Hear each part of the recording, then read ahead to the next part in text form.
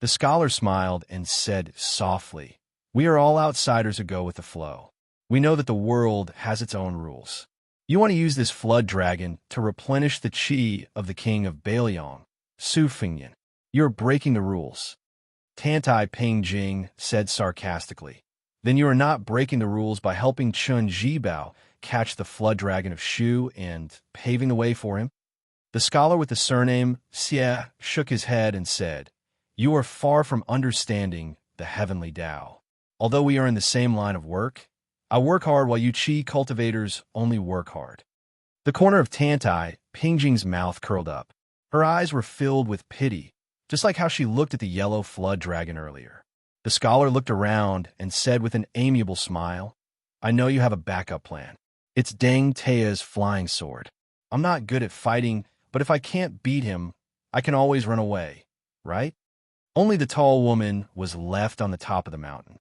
However, from the top of the mountain to the middle of Shu, there was a series of continuous thunder. Two men appeared beside Tantai Pingjing. They were an ordinary middle-aged man and a one-armed old man. Dong Tai and Sui Siegu. She cast an inquiring look.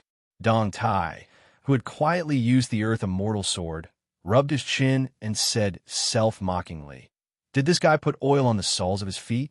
He ran so fast that I couldn't catch up." Tantai Pingjing sighed and felt a little sorry. She asked, "Where are you going next?" Dong Tai said calmly, "I'm going to look for my disciple. Anyway, Bailiang will definitely not go. Elder Sui will be enough to accompany you." Sui Siegu glanced at the tall woman and laughed. "Little Tantai, since the first time I saw you, I have been chasing you for more than 80 years. Are you really not going to give me a chance? If you agree, I will impart everything I know to that charcoal girl." Tantai Pingjing completely ignored this old bastard and went down the mountain. Sui Siegu bared his teeth. Dong Tai, who was a few generations younger than these two, joked, "Elder, chasing girls is not like practicing swords. How can you be so direct?" Sui Siegu glared and said, "Aren't you a bachelor? Even at this old man's age, you are still a bachelor." Dong Tai laughed loudly. "Thank you for your kind words." After laughing, Dong Tai said emotionally, "Old Man Wu is not really a stubborn antique. He has finally done something that makes me feel good." Sui Siegu nodded and said 99 swords. Together with this old man's broken sword, we have exactly 100 swords. It will be enough for the northern barbarians to suffer. Dong Tai hesitated and said, "If it is possible, perhaps we should add in my sword." However, at that point, the outcome may have already been decided. It is no longer necessary to add to the icing on the cake. Sui Siegu's heroic spirit soared, and he laughed. "Let's not talk about other things. When the time comes, it will be the best sword in the entire Central Plains, together with the 300,000 Bailiang sabers." This scene. Chapter 1177. A trade caravan entered the territory of Liuzhou and came to the Mazong Mountain between Liangzhou and Qingsong City. At a glance, all one could see were brown desert hills, which were difficult to farm. The mountain was shaped like a row of geese going north and south. Between the mountain passes, the wind was strong and the sand flew like knives. The caravan going from east to west had to pass through here. After the imperial court incorporated the original 3 provinces of Bailiang into its territory, leaving this place was considered leaving the border. In the past 20 years, there was no lack of poets who traveled to this place, and many of their popular poems about the border were spread throughout the imperial court. This time, Bailiang set up Liuzhou. About half a year later, the Liang imperial court issued an edict, and dozens of people were promoted. The main reason was that Yang Guangdou was promoted to the position of governor of Liuzhou. The officials of the Central Plains had never heard of this person, but they knew that this was Zhao Ting having no choice but to admit that the Su family controlled the sky in Bailiang. The imperial edict of Great Peace City was released almost at the same time as the news of Baimang's army invading the south. Immediately, there were people in the capital who rejoiced in other people's misfortune, saying, "Let's see how long you can run rampant in Bailiang." As the rumors of Baimang moving troops to the western border were confirmed, It actually washed away a lot of the haze of Guangling's defeat. In many people's eyes, as long as they did not attack the eastern border guarded by General Gu Jiantang, Liang did not have to fight on two fronts. Secondly, Liang Mang's fight to the death was like a dog biting a dog. After all, if Bei Meng was a wild dog drooling over the fat meat of the Central Plains, then Bei Liang was not much better. To the Liang imperial court, it was always a disobedient watchdog, wild and difficult to tame. As Bei Liang gradually relaxed its restrictions on Lu province, some refugees could not only return home to worship their ancestors, they could even join the army at the border. Furthermore, the old Bei Liang from the three old provinces could also smoothly enter Lu province, keenly searching for business opportunities. This group of horses traveling through Mazong Mountain was one such example. The owner of the group of horses was a large family in Lingzhou. For generations, they had been involved in businesses such as tea, horses, salt, and iron. Their ancestors had followed Ren Tu on many expeditions. After the Su family settled down in Beiliang, the old man, who had only reached the rank of a fourth-rank general, died of an old illness on the battlefield. It was said that even the king of Beiliang had personally come to the mourning hall to pay his respects. This kind of honor could be counted on one hand within Beiliang, where there were as many general families as there were hairs on an ox. Following the death of the old Liang Su Xiao, this treatment became even more of a protective talisman for this family. When other families' businesses at the border began to wither and become difficult to continue, their business became more and more unimpeded. They even successfully extended their family's branches into Lu province. Within the group of nearly 100 people, there were two outsiders. They were a pair of master and disciple. The people in charge of the group, who often traveled to dangerous places at the border, were not very welcoming. However, they heard that it was a popular official in Lingzhou, who even the Fu family could not afford to offend, who said that the son of an aristocratic family had nothing better to do and wanted to travel beyond the Great Wall. They had no choice but to accept him into the group.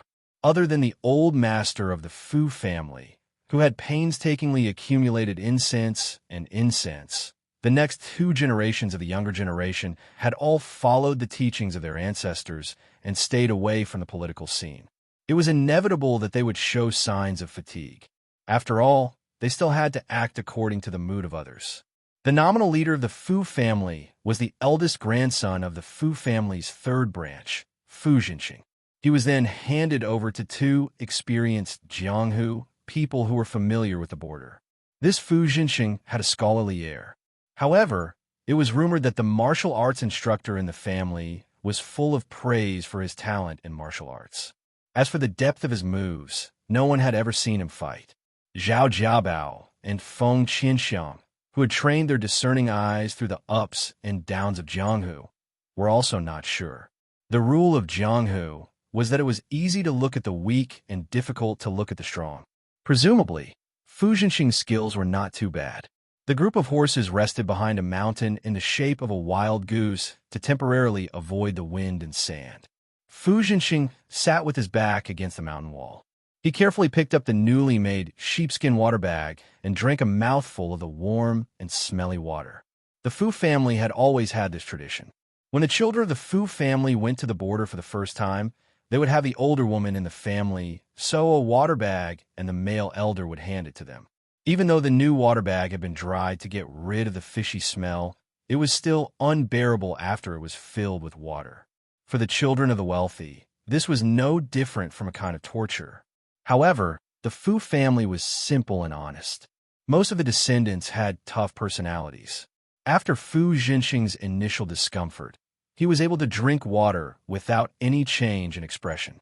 He glanced at the master and disciple standing in the distance. The master was about the same age as him and was handsome. He should have been the head of the group in Lingzhou, but for some reason, he came to the border to ask for trouble. The disciple was an unremarkable child.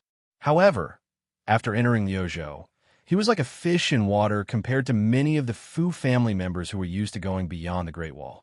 Fu Jinxing observed carefully along the way. At this time, he said to the two seniors, "Uncle Zhao, Uncle Feng, that Su Chi doesn't seem like someone who is going to the border for the first time. He doesn't need us to remind him.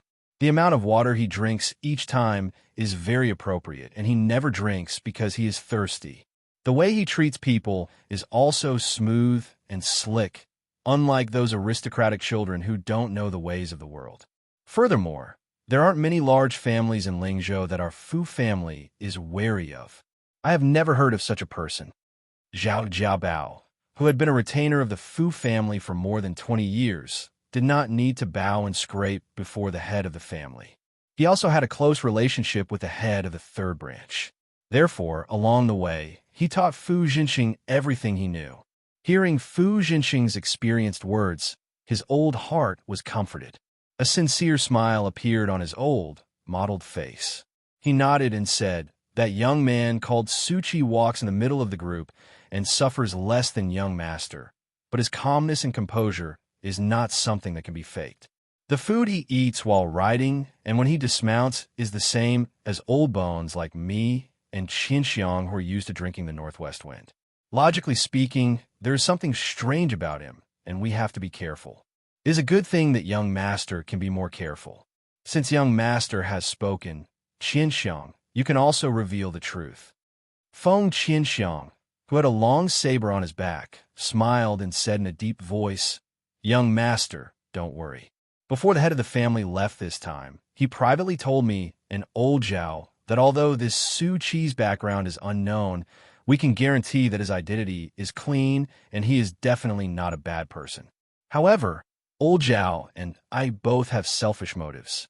We want to see if young master can see the difference between that pair of master and disciple, so we didn't say it clearly. Young master, please don't be offended. Of course, since young, Fu Jinxing had been influenced by a family style that was very different from ordinary general families. His personality was introverted, and he slowly put away the sheepskin pouch. Pursing his dry lips, he said self-deprecatingly, "I only know the taste of the northwest wind after this trip. It really isn't much." Fu Jinxing suddenly sighed and said that Xinliu province is a place where jackals and wolves surround.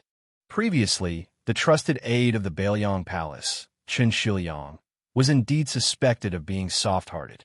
He paid too much attention to the gains and losses of one place and refused to abandon the city. In the end, he was surrounded by 10,000 horse bandits in Qingtsang City and lost the lives of dozens of white horse followers for nothing. Bailiang has guarded the border for so many years, and such losses are rare. I also don't know what kind of person the new provincial governor, Yang Guangdo, is. If he is of the same origin as Chen Shiliang, this famous person of Mount Qingliang, then the future of our Fu family will be uncertain. Taking 10,000 steps back, Fu Jinxing is dead and has delayed the great cause of Bailiang. If grandfather were still alive, he would most likely not allow this useless grandson of mine to enter the family. Zhao Jiabao was obviously not optimistic about the future and said worriedly, "Our Fu family has worked hard for Bailiang for almost 20 years. In name, we're doing business at the border, but in reality, we are secretly looking for mines. Most of Bailiang's gold and iron mines are from the Fu family. This time, when we return to Liuzhou and Fengxiang to confirm the quality and output of that mine, I think it will be a little difficult." Feng Qinxiang smiled and said, "In the end, I still hope that Bailiang can win this battle. Otherwise, the wealth that I have saved for most of my life will go down the drain. When that time comes, even if the king of Bailiang is standing in front of me, I will point at his nose and scold him." Zhao Jiabao laughed loudly. Seeing his young master's blank face, he explained, "When they heard that there was going to be a war, many of the heartless and cowardly large families in Lingzhou began to run out. However, they couldn't take their houses and fields with them, so they could only sell them at a low price. Originally, 2,000 taels of silver might not be enough to buy a good house, but 800 taels of silver would be enough. Qinxiang took advantage of the situation to rob 4 houses, and for this, he even borrowed 1,000 taels of silver from me. Speaking of which, it's strange. With such a big commotion, the government completely ignored it. They didn't care about the rule of asking their neighbors. Anyone who went to the government office would be able to get an official contract and it wasn't even a white contract but a real red one. Fortunately, the Governor General's residence stopped at the last moment. Every time they leave the country, they are not allowed to bring more than 100 gold and 1,000 taels of silver. Fu Jinxing asked curiously, with so little gold and silver, could it be that they have to send people to and from Bailiang? Wouldn't those rich people find it troublesome? Even if they only have 100,000 taels of silver, 100 gold, and 1,000 taels of silver, they would still have to travel 50 times. Feng Qinxiang shook his head and smiled. It's simple. Actually, they don't have to bring gold and silver out of the country.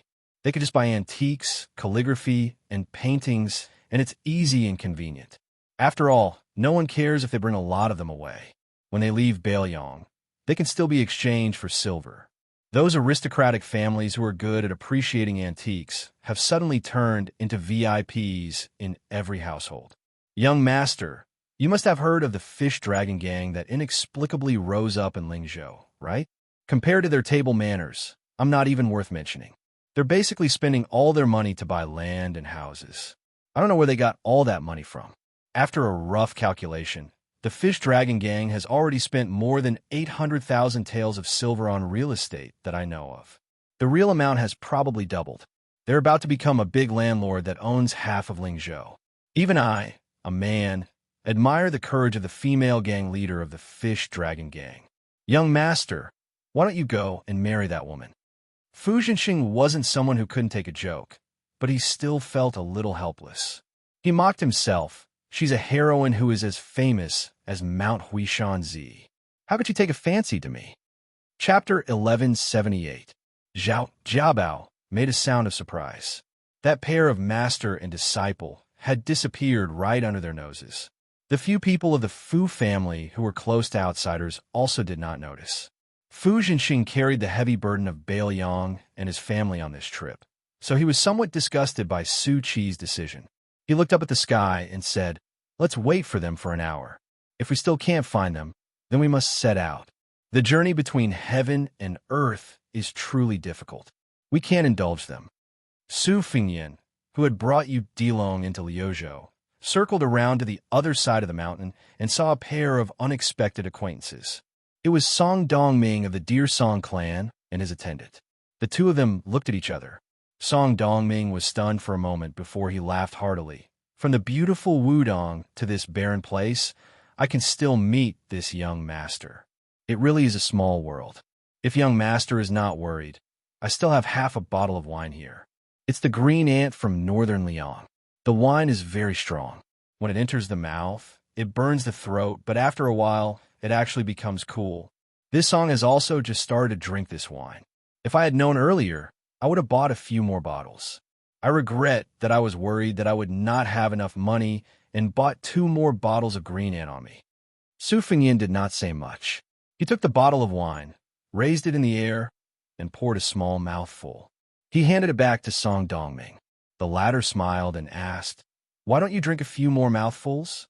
It won't hurt." Su Fingyan shook his head and smiled. Su Qi, won't steal your beauty." Seeing Su Fingyan introduce himself, Song Dongming probably thought that the young master with the Bailiang accent did not know who the Deer Song family was. He said, "I am Song Dongming. My ancestors live in Deer County in Jiangnan. To have met you twice, fate is not small." Before he could finish a sentence, Song Dongming's face was hit by the wind and sand. He reached out and grabbed the mature yellow grass that had left the ground and turned into flying catkins. He sighed, 2 withers in a year, drifting with the wind. The errand boy suddenly stretched out his finger and shouted, "Sir, look! Is that the smoke signal?" Following the servant's finger, Song Dongming saw a thick smoke signal rising from the desert. It should be from the direction of Qingtsang City, reporting to Liangzhou that they were safe. They had not seen this when they first entered Lu province. No wonder his servant was so surprised. Song Dongming muttered to himself, "The ancient books say that the smoke signal here is different from the Central Plains. It is named for burning wolf dung. The smoke is straight and extremely black, and the wind cannot blow. But looking at it, other than the smoke being thicker, there is no difference between the smoke and the Central Plains. Su Fengnian laughed softly. I'm afraid that's a mistake made by some frontier poets. In the northwest border, there may occasionally be smoke burning with wolf dung, but that is because there is not enough cow and sheep dung. Most of the materials are obtained locally. Desert poplar and red willow wood are used as firewood, supplemented by flammable reeds that can be found everywhere. Furthermore, the fire beacon of the Bailiang Frontier Army is strictly regulated. If the patrolling cavalry finds that there is not enough fire beacon, all the officials up to the 4th rank will be beheaded on the spot. No matter who pleads for mercy, it is useless. In the past 20 years of Bailiang, because of this small matter, more than 300 people have died.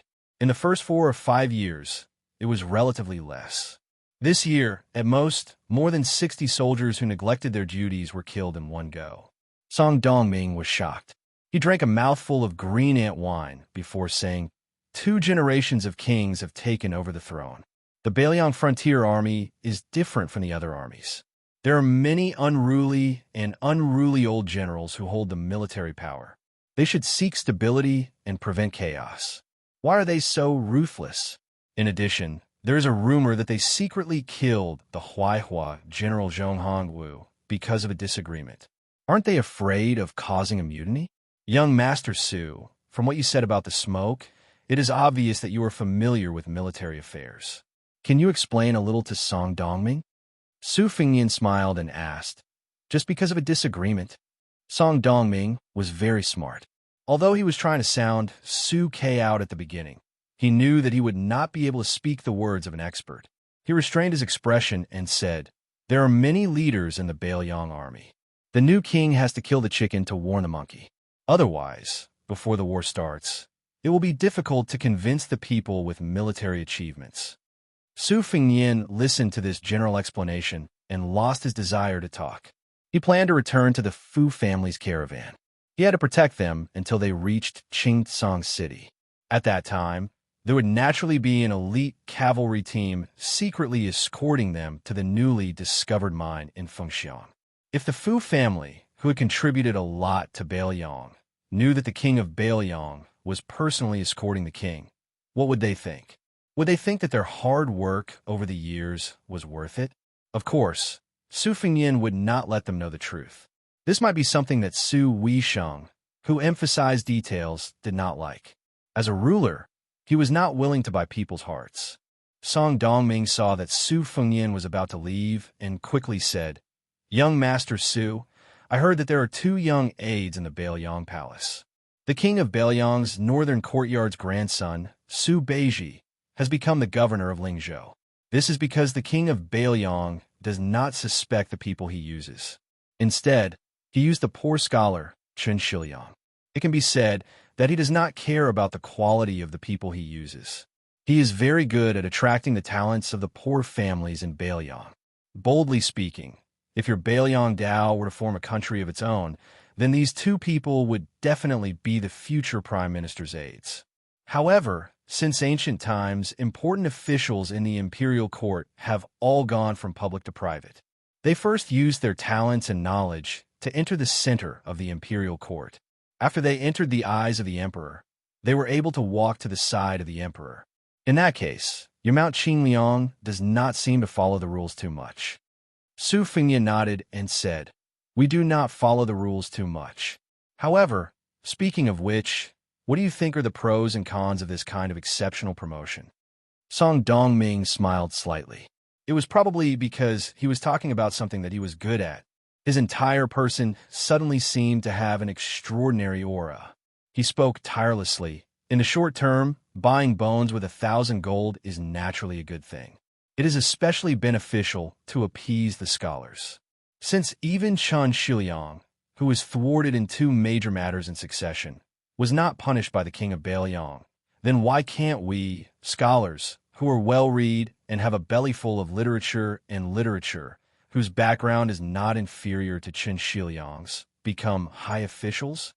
Su Fengnian very rudely interrupted Song Dongming's words and asked, what does Mr. Song think of Chen Shiliang's stubbornness in defending Qingtsong?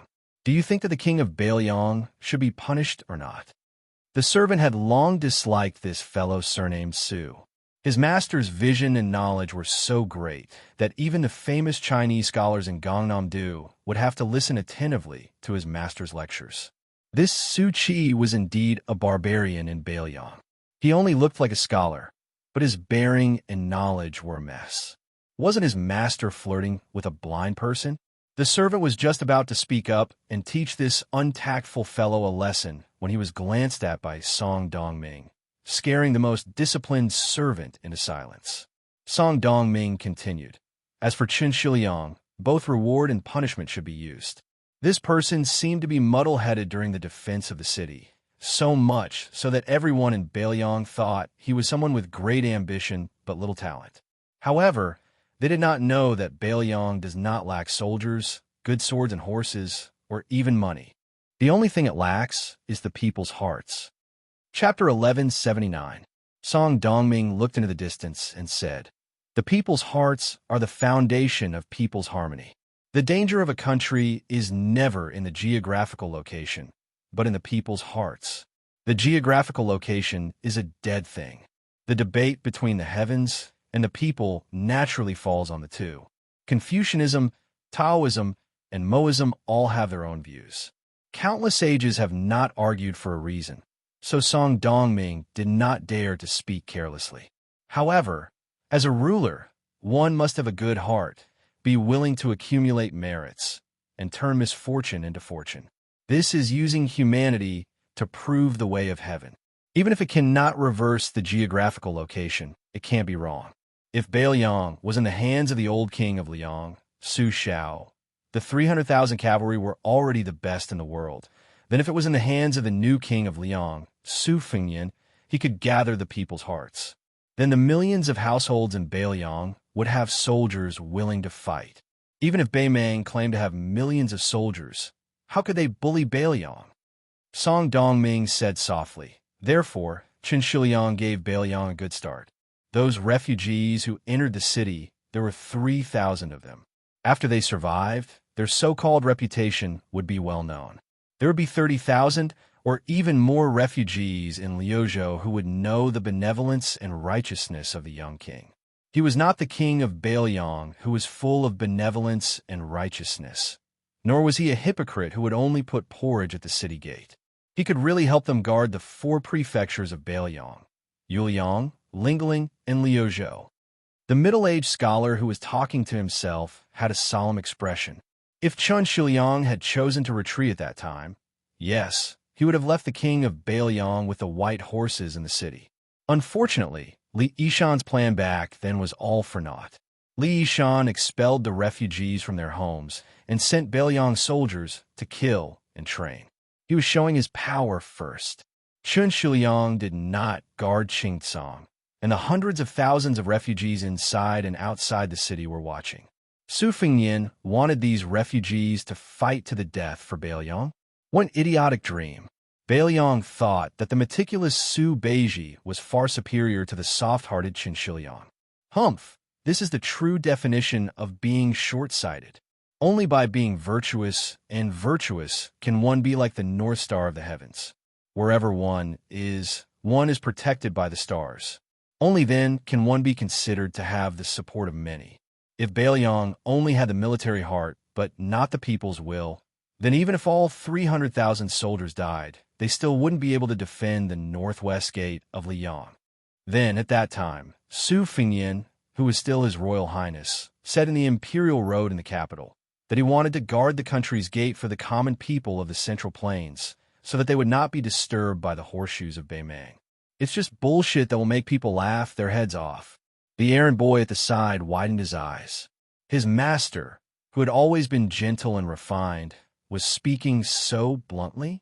Su Fengnian nodded silently. Yu Dilong squatted next to his master. He certainly couldn't understand, but he still felt that this slightly older scholar from Jiangnan was quite energetic when he spoke.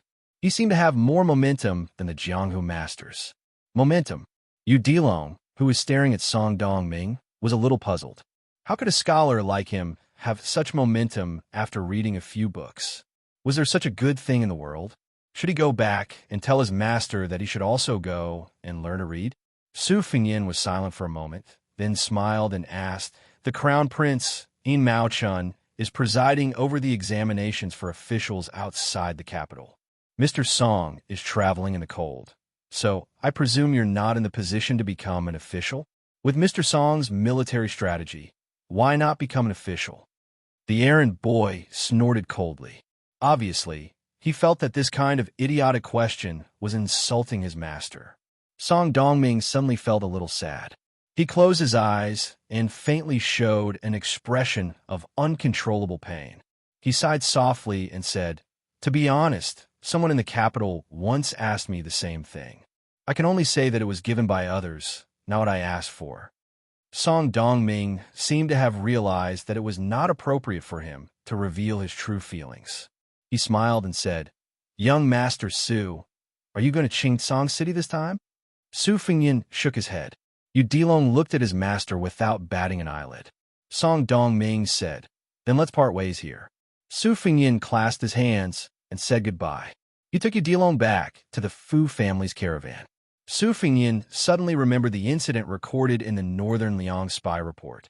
Song Dongming, who had been chosen by Yuan Bunshi long ago, had passed the imperial examinations and passed the minor examinations. First, he had passed the imperial examinations. Before he had even reached the age of 20, he had passed the imperial examinations. Even the young emperor was shocked by this person's extensive knowledge and almost wanted to grant him a marriage. Unexpectedly, this person had immediately married a woman of low status when he returned home. His major examinations were only one rank lower than the top scholar, but his minor examinations were so small that it was regrettable. It was a pity that such a distinguished person was unwilling to marry a woman from the Zhao family who was of equal status. After that, Song Dongming quickly lost his wife and had no children. After so many years, he did not marry or remarry. He did not even have a concubine. He spent most of his time traveling the north and south of the Yangtze River. The spy report vaguely mentioned that the death of Song Dongming's wife was not normal. The Song family of Deer Town was a powerful family, and Song Dongming was a talented person who had the potential to enter the imperial court as a minister. Who would dare to act so crazily? The number of people in Liang could be counted with two hands. Su Fengyan, who had walked far away, could not help but look back. He had once passed by Lu Swan of Xiangfan City. This time, he should not miss him again. Su Fengyan whistled and slowly raised his hand. Not long after, a handsome white falcon quickly landed on his arm. Over there, Song Dongming and his servant continued to walk with difficulty in the sandstorm of Maozong Mountain. The servant walked beside his teacher and lifted the gauze mask that covered his mouth to cover the yellow sand. He said loudly, "Teacher, this Su Chi should be from a tall family in Beiyang, right?" Song Dongming smiled and said, "Your words are even more difficult to pronounce than mine." The servant laughed and quickly turned his head to spit out the yellow sand. "Teacher, when can we meet the young king if we are wandering around like this? Didn't you say that Beiyang still needs a good assistant minister to strategize?" "Teacher, you have the strategy of 10 wins and 10 losses in your heart."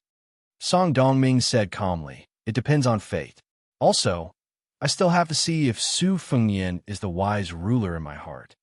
The servant had a bitter expression and said, "Teacher, even if he can carry out his ambitions, what will happen to the Deer Song family?" The Yu family, whose eldest grandson Yu Luandao went to Beiyang to join the army, is a lesson learned from the past. Song Dongming shook his head and said, "Today is different from the past. West Chu has been reinstated. If the court suppresses the Song family, they will have to pay the price of causing unrest in the Central Plains. Also, Song Dongming has been a pawn of Great Peace City for a long time. It does not matter where he lands. Maybe Teacher Yuan will be happy to see this happen." The servant sighed like an old man. Song Dongming looked forward with a determined gaze. "Teacher Yuan, you said that you have to be willing to give up. You have to give up something to gain something. Therefore, you are forcing me to make a choice." But how could Song Dongming not know this shallow truth? "It is just that I am not willing to exchange what you think is a small sacrifice for the position of Prime Minister. I, Song Dongming, have always been an idiot.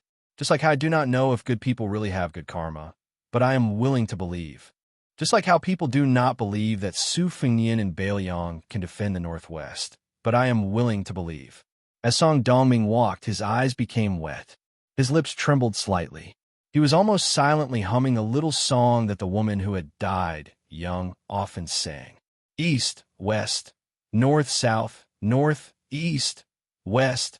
I only wish to accompany without parting. This life, the next life, the next life, this life, who can meet again?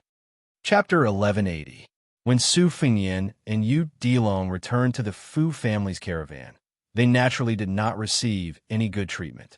Su Fengnian apologized to Feng Qianxiang, who took advantage of the situation and did not press the matter. As an experienced Jianghu veteran, he knew that when one was outside, having more familiar faces meant having more options. If someone asked for help today, they might have to ask for help tomorrow. The caravan continued to move forward. After passing through the Horsemang Mountain, they followed a winding river that had been dried up for many years. Yu Dilong held a handful of green needlegrass and karagana in his hands. From time to time, he would put them into his mouth and chew out the pitiful juice. After becoming his disciple, his master did not teach him any unique martial arts. He only taught him 7 types of breathing methods, 6 types of breathing and 1 type of breathing. His master had jokingly said that if he practiced diligently according to this stupid method, once he reached the stage of perfection, it would be equivalent to practicing martial arts in his sleep. Perhaps one day, he would be able to produce thunder with his breath. Yu Dilong did as he was told. After all, there was nothing for this child to do other than breathing in and out in the same way. Su Fengnian rode on horseback. Occasionally, he would pay attention to Yu Dilong's breathing, but most of the time, he was mentally wandering. Other than the group of spies from the Fish Dragon Gang, there was also the great guest Hong Yuan who had followed him from the Great Snow Plateau of Mount Hui to the northern Liang. Recently, the master of the Heavy Sword Cave, Mi Fengjie, who was not well known in Jianghu, had taken the position of consecrator. Fan Xiaochai was also hiding in the dark to protect Lunarong. She was already known as the most powerful and wealthy woman in Jianghu in northern Liang. Of course, Su Fengnian was the one who actually spent money to buy land and mansions. Su Fengnian even took out more than 10 boxes of secret martial arts manuals from the Tide Listening Pavilion and gave them to the Fish Dragon Gang. Although they were all second-rate and third-rate manuals, they were enough to make Jianghu people fight for a place in the Fish Dragon Gang. Now, the Fish Dragon Gang really had both face and power. No one dared to say that the 10th most powerful gang in the world was just a motley crew. Su Fengnian did not expect these slippery Jianghu people who cherished their lives and reputation to work for Bailiang. But once the war started, Bailiang needed a stable backyard. The Fish Dragon Gang had already reached 2,000 people. At the very least, they could ensure that Lingzhou, this granary, was as stable as a rock. If the Fish Dragon Gang was just icing on the cake, then the Fu family had been providing timely assistance to Bailiang for 20 years. The family that Fu Zhenxing belonged to was led by his father's generation of 7. They led their clansmen and trusted aides to silently travel through the 3 prefectures of Bailiang. A few years ago, they had even traveled to the western region. With the strength of the family, they managed to find 80% of the mines in northern Liang.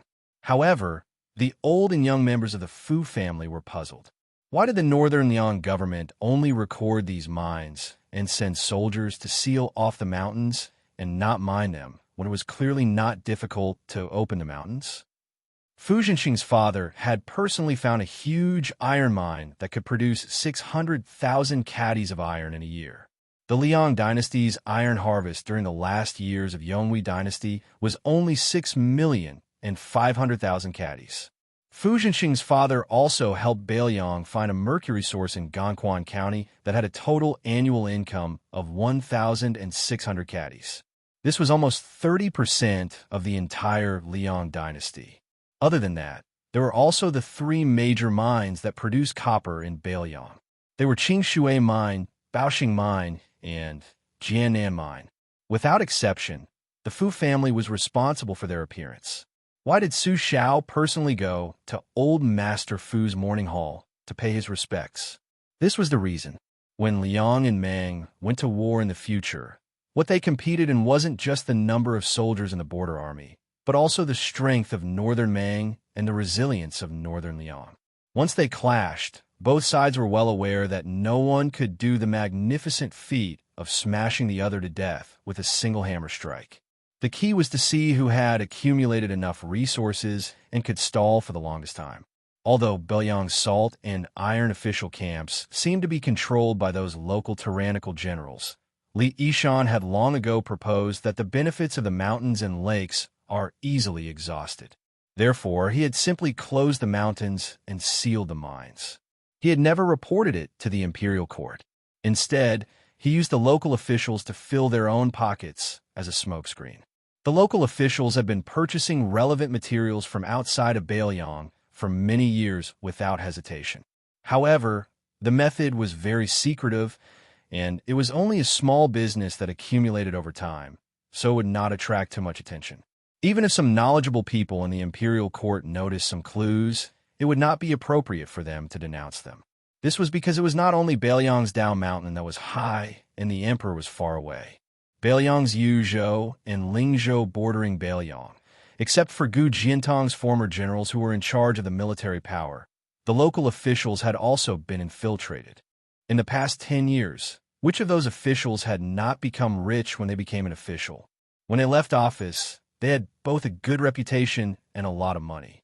Moreover, this kind of thing that was beneficial to the people in their jurisdiction was something that everyone was doing. The law could not punish the majority. Could it be that the imperial court was going to throw the hat of treason on them? When the butcher Su Xiao was still alive, which of the civil and military officials in the imperial court dared to do so? The horse caravan slowly moved forward against the wind and sand. Su Fengyin bit his lips. Su Xiao definitely did not leave his son a mess in Beiliang. Instead, it was a Beiliang with powerful armors. Su Fengyin glanced sideways and saw Fu Jinxing turn his horse around and gallop over to him. Fu Jinxing then rode side by side with him. Su Fengyin looked at this young face that did not have any worldly wisdom and felt guilty. After Fu Jinxing's father found the gold mine west of Fengxiang town, he stayed in the same place and continued to explore.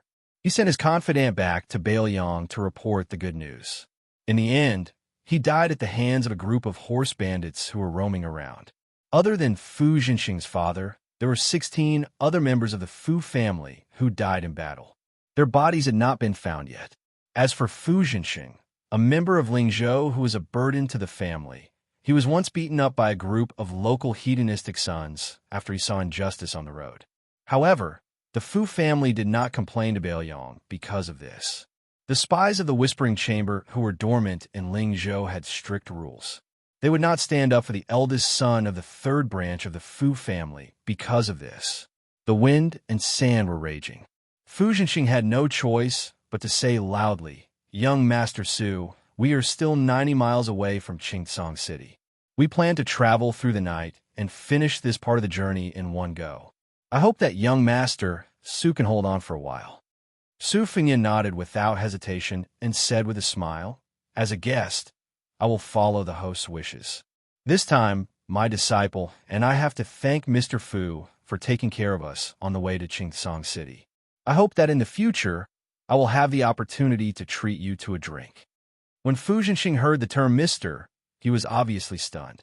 This was a well-deserved honorific, and there was almost no need for it between people of the same age.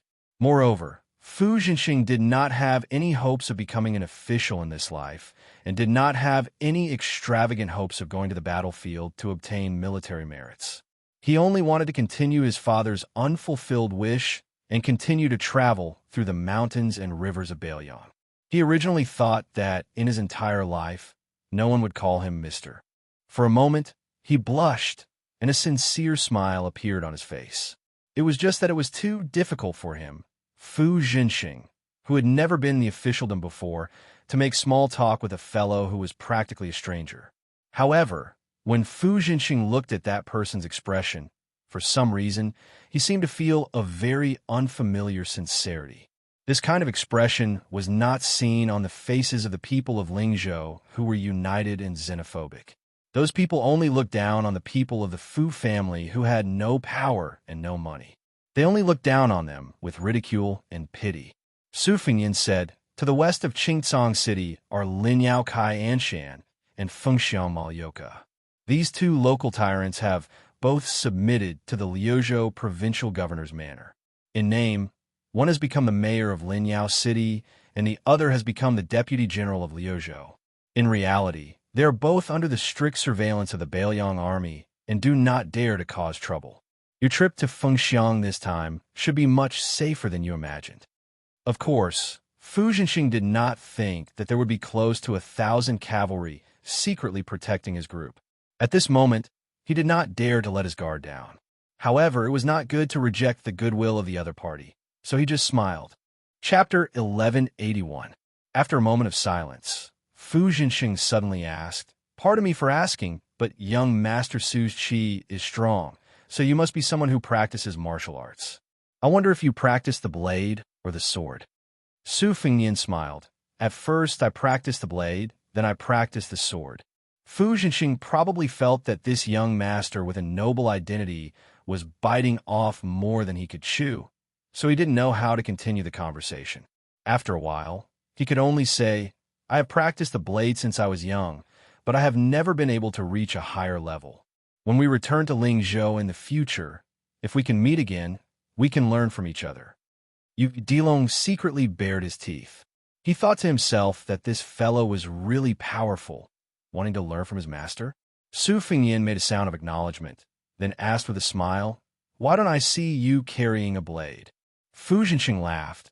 "I'm used to using a cold blade, but Beiliang doesn't allow people to carry cold blades when they go out, so I could only find a normal short blade and stuff in my bag."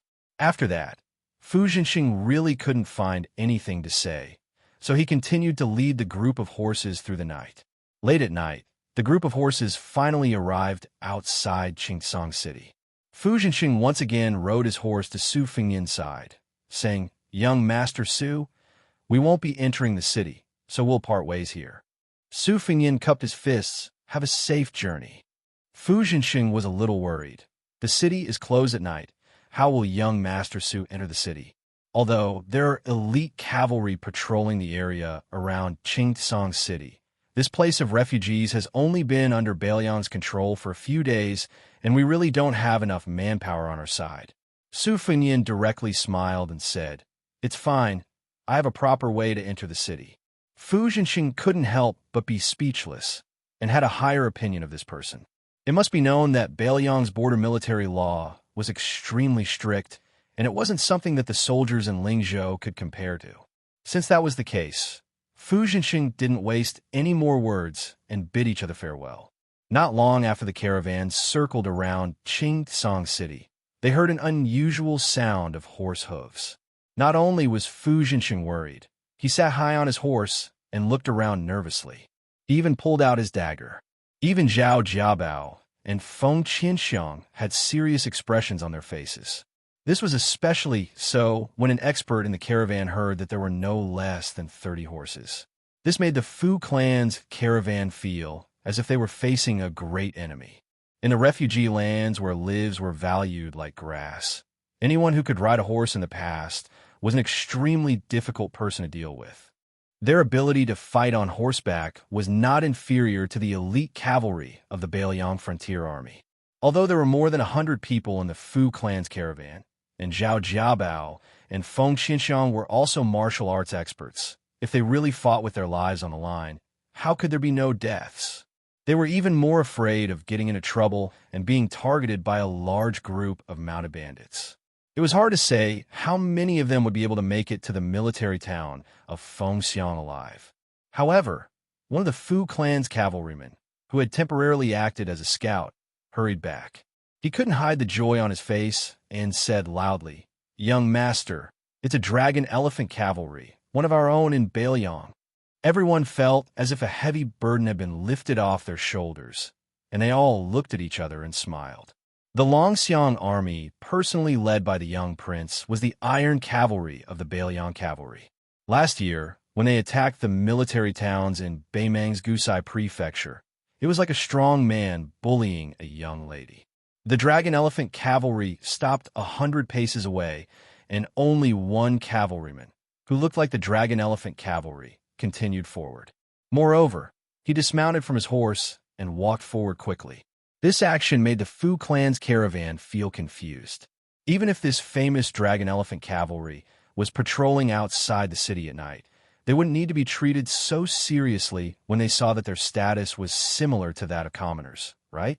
Although Fu Zhensheng, Zhao Jiabao, and Feng Qianxiang didn't understand the situation, they hurriedly dismounted to welcome them.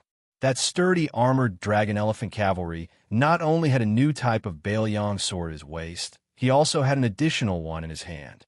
He asked the three leaders of the Fu clan in a deep voice, "Who is young Master Fu Zhensheng?" Fu Zhensheng respectfully replied, "I am."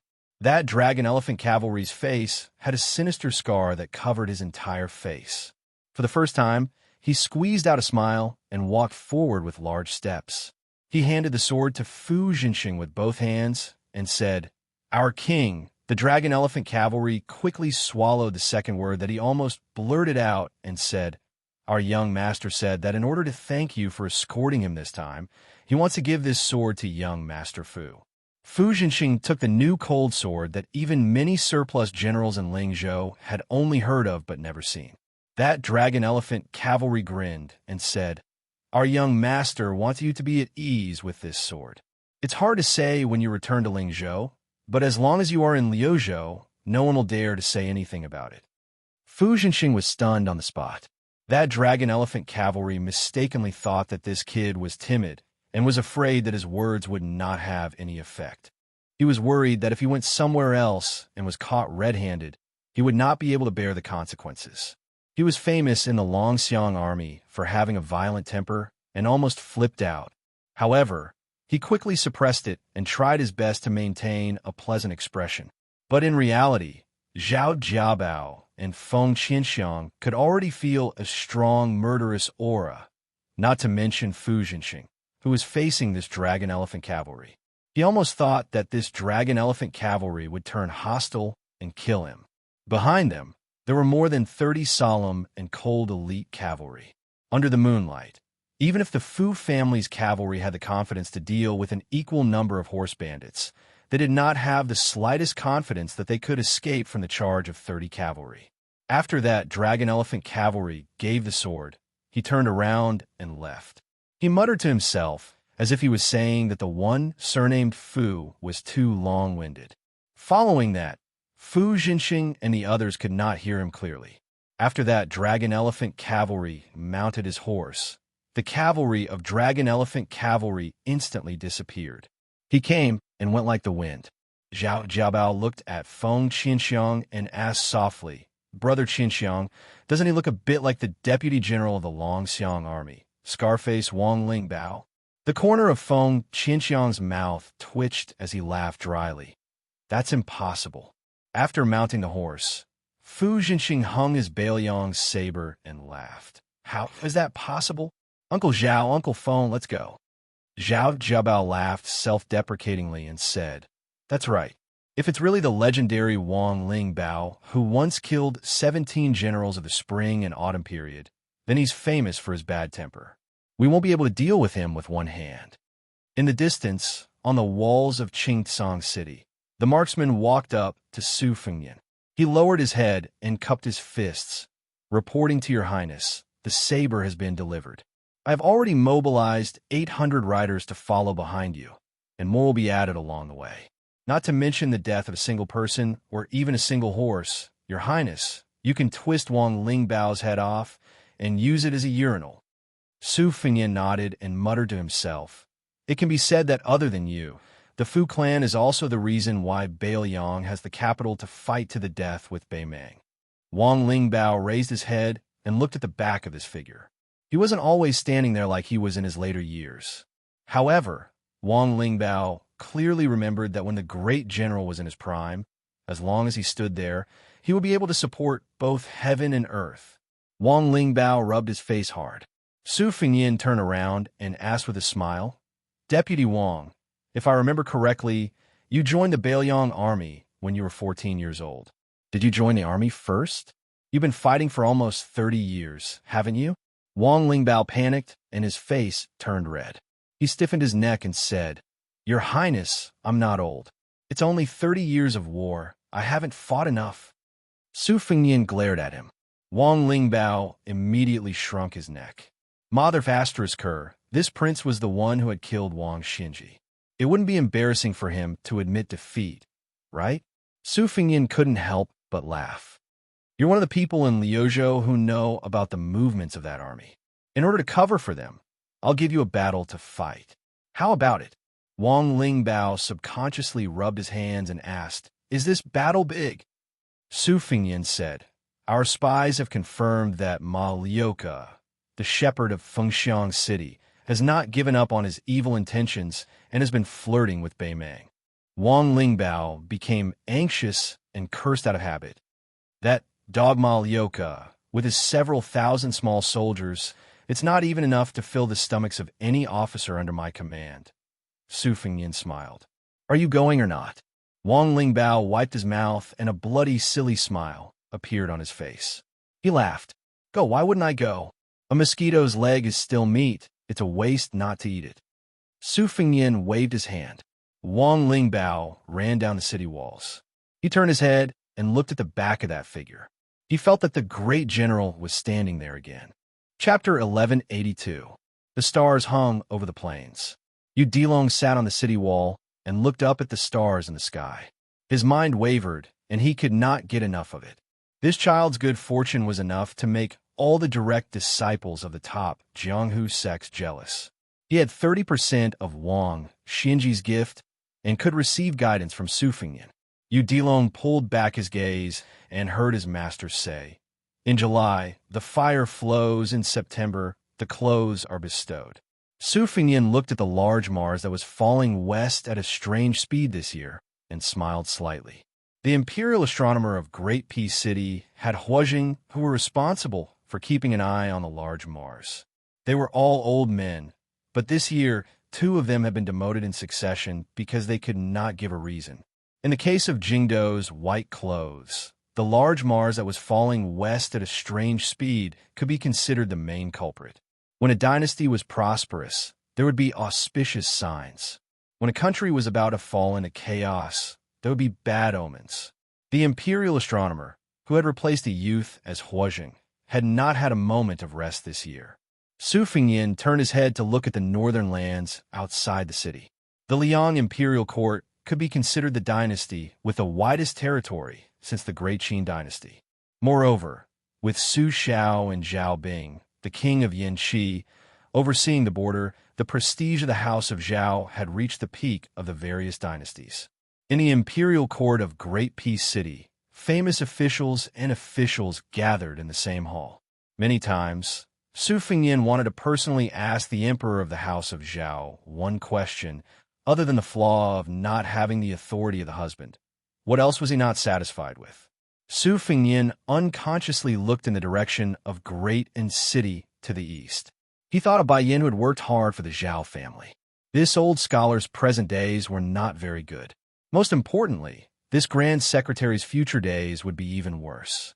This time, using the opportunity of West Chu's restoration of the country, his actions of suppressing military force and removing vassals had completely touched 2 of the people's reverse scales. It was hard to say whether the heavens would be angry, but it was certain that people would be angry. The vassals and vassals of the imperial family, including the Prince of Guangling, were destined to harbor hatred in their hearts. Adding on the group of vassals of the Zhao family of Great and City who had accumulated hatred for a long time, as well as the dukes and marquises who had been ordered not to leave their territories, there was no one in the world with the surname Zhao who had a good impression of him. Forcing all the generals to lead their troops to the outskirts of Guangling for training, Gu Jiantang had almost completely offended all the valiant generals. Su Fengnian sighed. Wu Wudi and Wang Xinji are both dead. When Wudi just had to follow Lu Su's plan of reform at this time. Do you really think you will have a good ending? Do you really think you are standing on the side of the emperor? Su Fengnian did not rejoice in his misfortune. Although Zhang Julu was Bailiang's mortal enemy, in this world, there were always a few people who could win the sincere respect of their enemies. Su Xiao was one of them. The Empress of Beimeng, Gu Jiantang, the old king of Jing, Un, and Zhaohong. These opponents who should hate Su Xiao the most had never insulted Su Xiao in their lives. Su Fengnian sighed softly and said to Yu Dilong that they were leaving. The child jumped down the city wall. Before Su Fengnian entered the city, he had already learned from Wang Lingbao that the two people he was going to meet this time were coincidentally not in Qingsong City. His younger brother, Su Longxiang, had only brought 80 riders to the border north of Linyao military town to chase after a group of horse bandits that were said to be 1,000 men strong. Chun Shuyang, on the other hand, was somewhere outside the city recruiting soldiers and buying horses for the Yuzhou border army. For the past 2 months, he had been sleeping outside the city almost every night. Su Fengnian and Yu Dilong came to the mansion of the provincial governor of Liuzhou, which had taken over the Dragon King's mansion. The mansion was brightly lit. Almost all the officials sitting behind desks and dealing with government affairs were young faces. Half of these outstanding talents who had been specially promoted were scholars who had gone through heavy screening, and the other half were descendants of the nobles of the former 3 provinces of Bailiang. When Su Fengnian entered a small government office that was used to manage grain and fodder, he happened to see the provincial governor, Yang Guangdou, holding a weasel hair brush upside down and fiercely knocking an official's head. He cursed the official's 18 generations of ancestors without leaving a single one behind. That young man, who looked like a grain officer based on his official robes, was blushing. Being insulted by the provincial governor in front of his colleagues, his rank was worlds apart. Naturally, he did not dare to retort. Feeling wronged, the handsome man, who was 7 feet tall, actually broke down in tears. Provincial Governor Yang still did not go over. Huffing and puffing, he handed the brush back to the young man. His hand that was stained with ink carelessly wiped the other party's official robes. With a cold snort, he said, "I'll come again tomorrow morning. If it's still a mess, your grandfather is Wei Taizhan. I can't afford to offend him, and I can't demote you either. However, I can still do such a trivial thing as sending you to that shabby ceremonial room near the latrine. Wei Tonghe, your official robes are dirty. You don't even need to wash them. In any case, you'll most likely have to change them tomorrow." The young man's face was pale. He clenched his teeth. Although his voice was still choked with sobs, there was no longer any fear in his eyes. It was as if a broken jar was smashed to pieces. He said, "Provincial Governor, Linyao military town has 3 counties under its jurisdiction. It has only been established for such a short period of time. This lowly official, along with 3 colleagues and 6 subordinates, only sleeps for 6 hours a day. Although there are indeed some mistakes in the recording of the 4th-grade farmland in Linyao, this is already the limit of this lowly official's abilities. If provincial governor feels that this lowly official is unworthy of this position and feels that this lowly official is relying on the merits of my ancestors to eat and drink here, then there is no need to find excuses to make things difficult for me." Yang Guangdou blew on his beard and glared. After a moment of hesitation, he laughed coldly and said, "Kid, you have some backbone. Then don't talk nonsense and scram. Our Liuzhou's ceremonial room is the most important government office. It is in charge of advising and educating.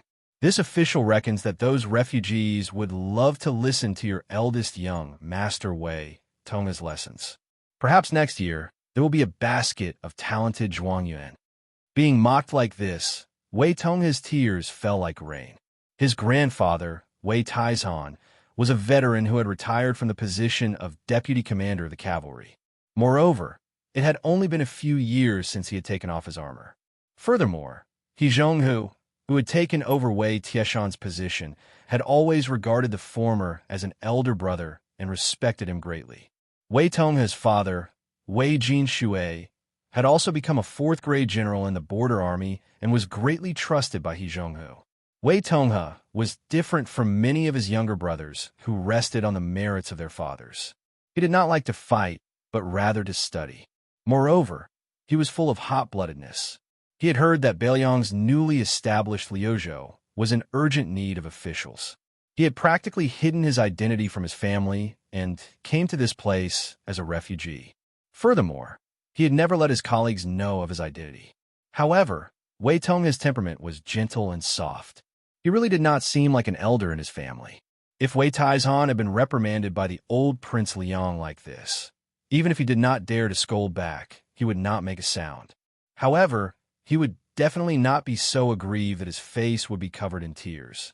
Wei Tongha had no way out of this embarrassing situation. He could only go to the ceremonial room to do odd jobs in the yamen.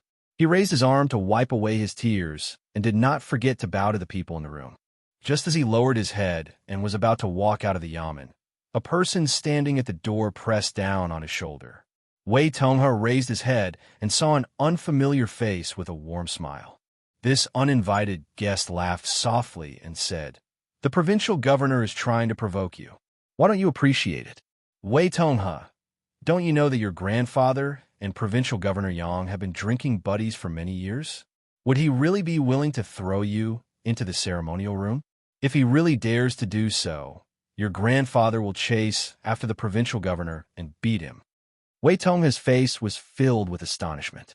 He asked in a daze, "You are?"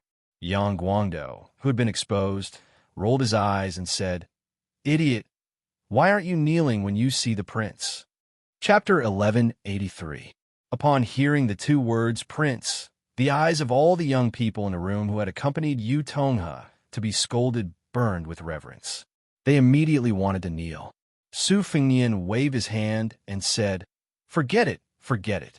All of you sit down and continue to deal with government affairs.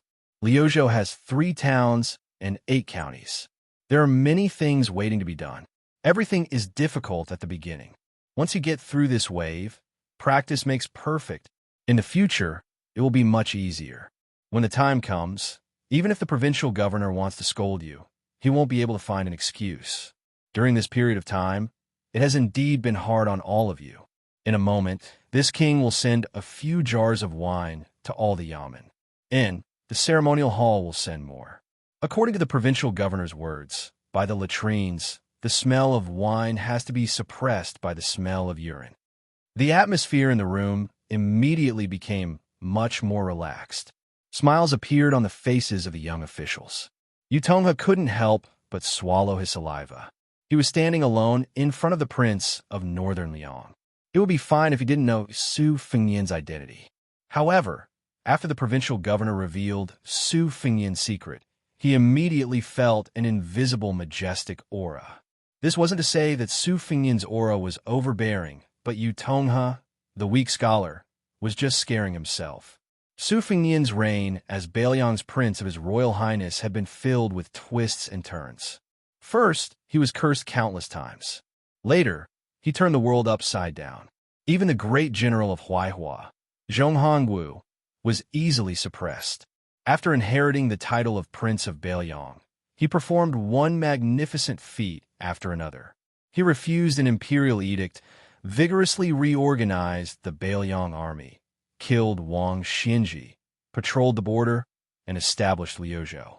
How could Yu Tongha not tremble in fear? In fact, ordinary officials would be treading on thin ice when facing a vassal king, no matter how notorious his reputation was.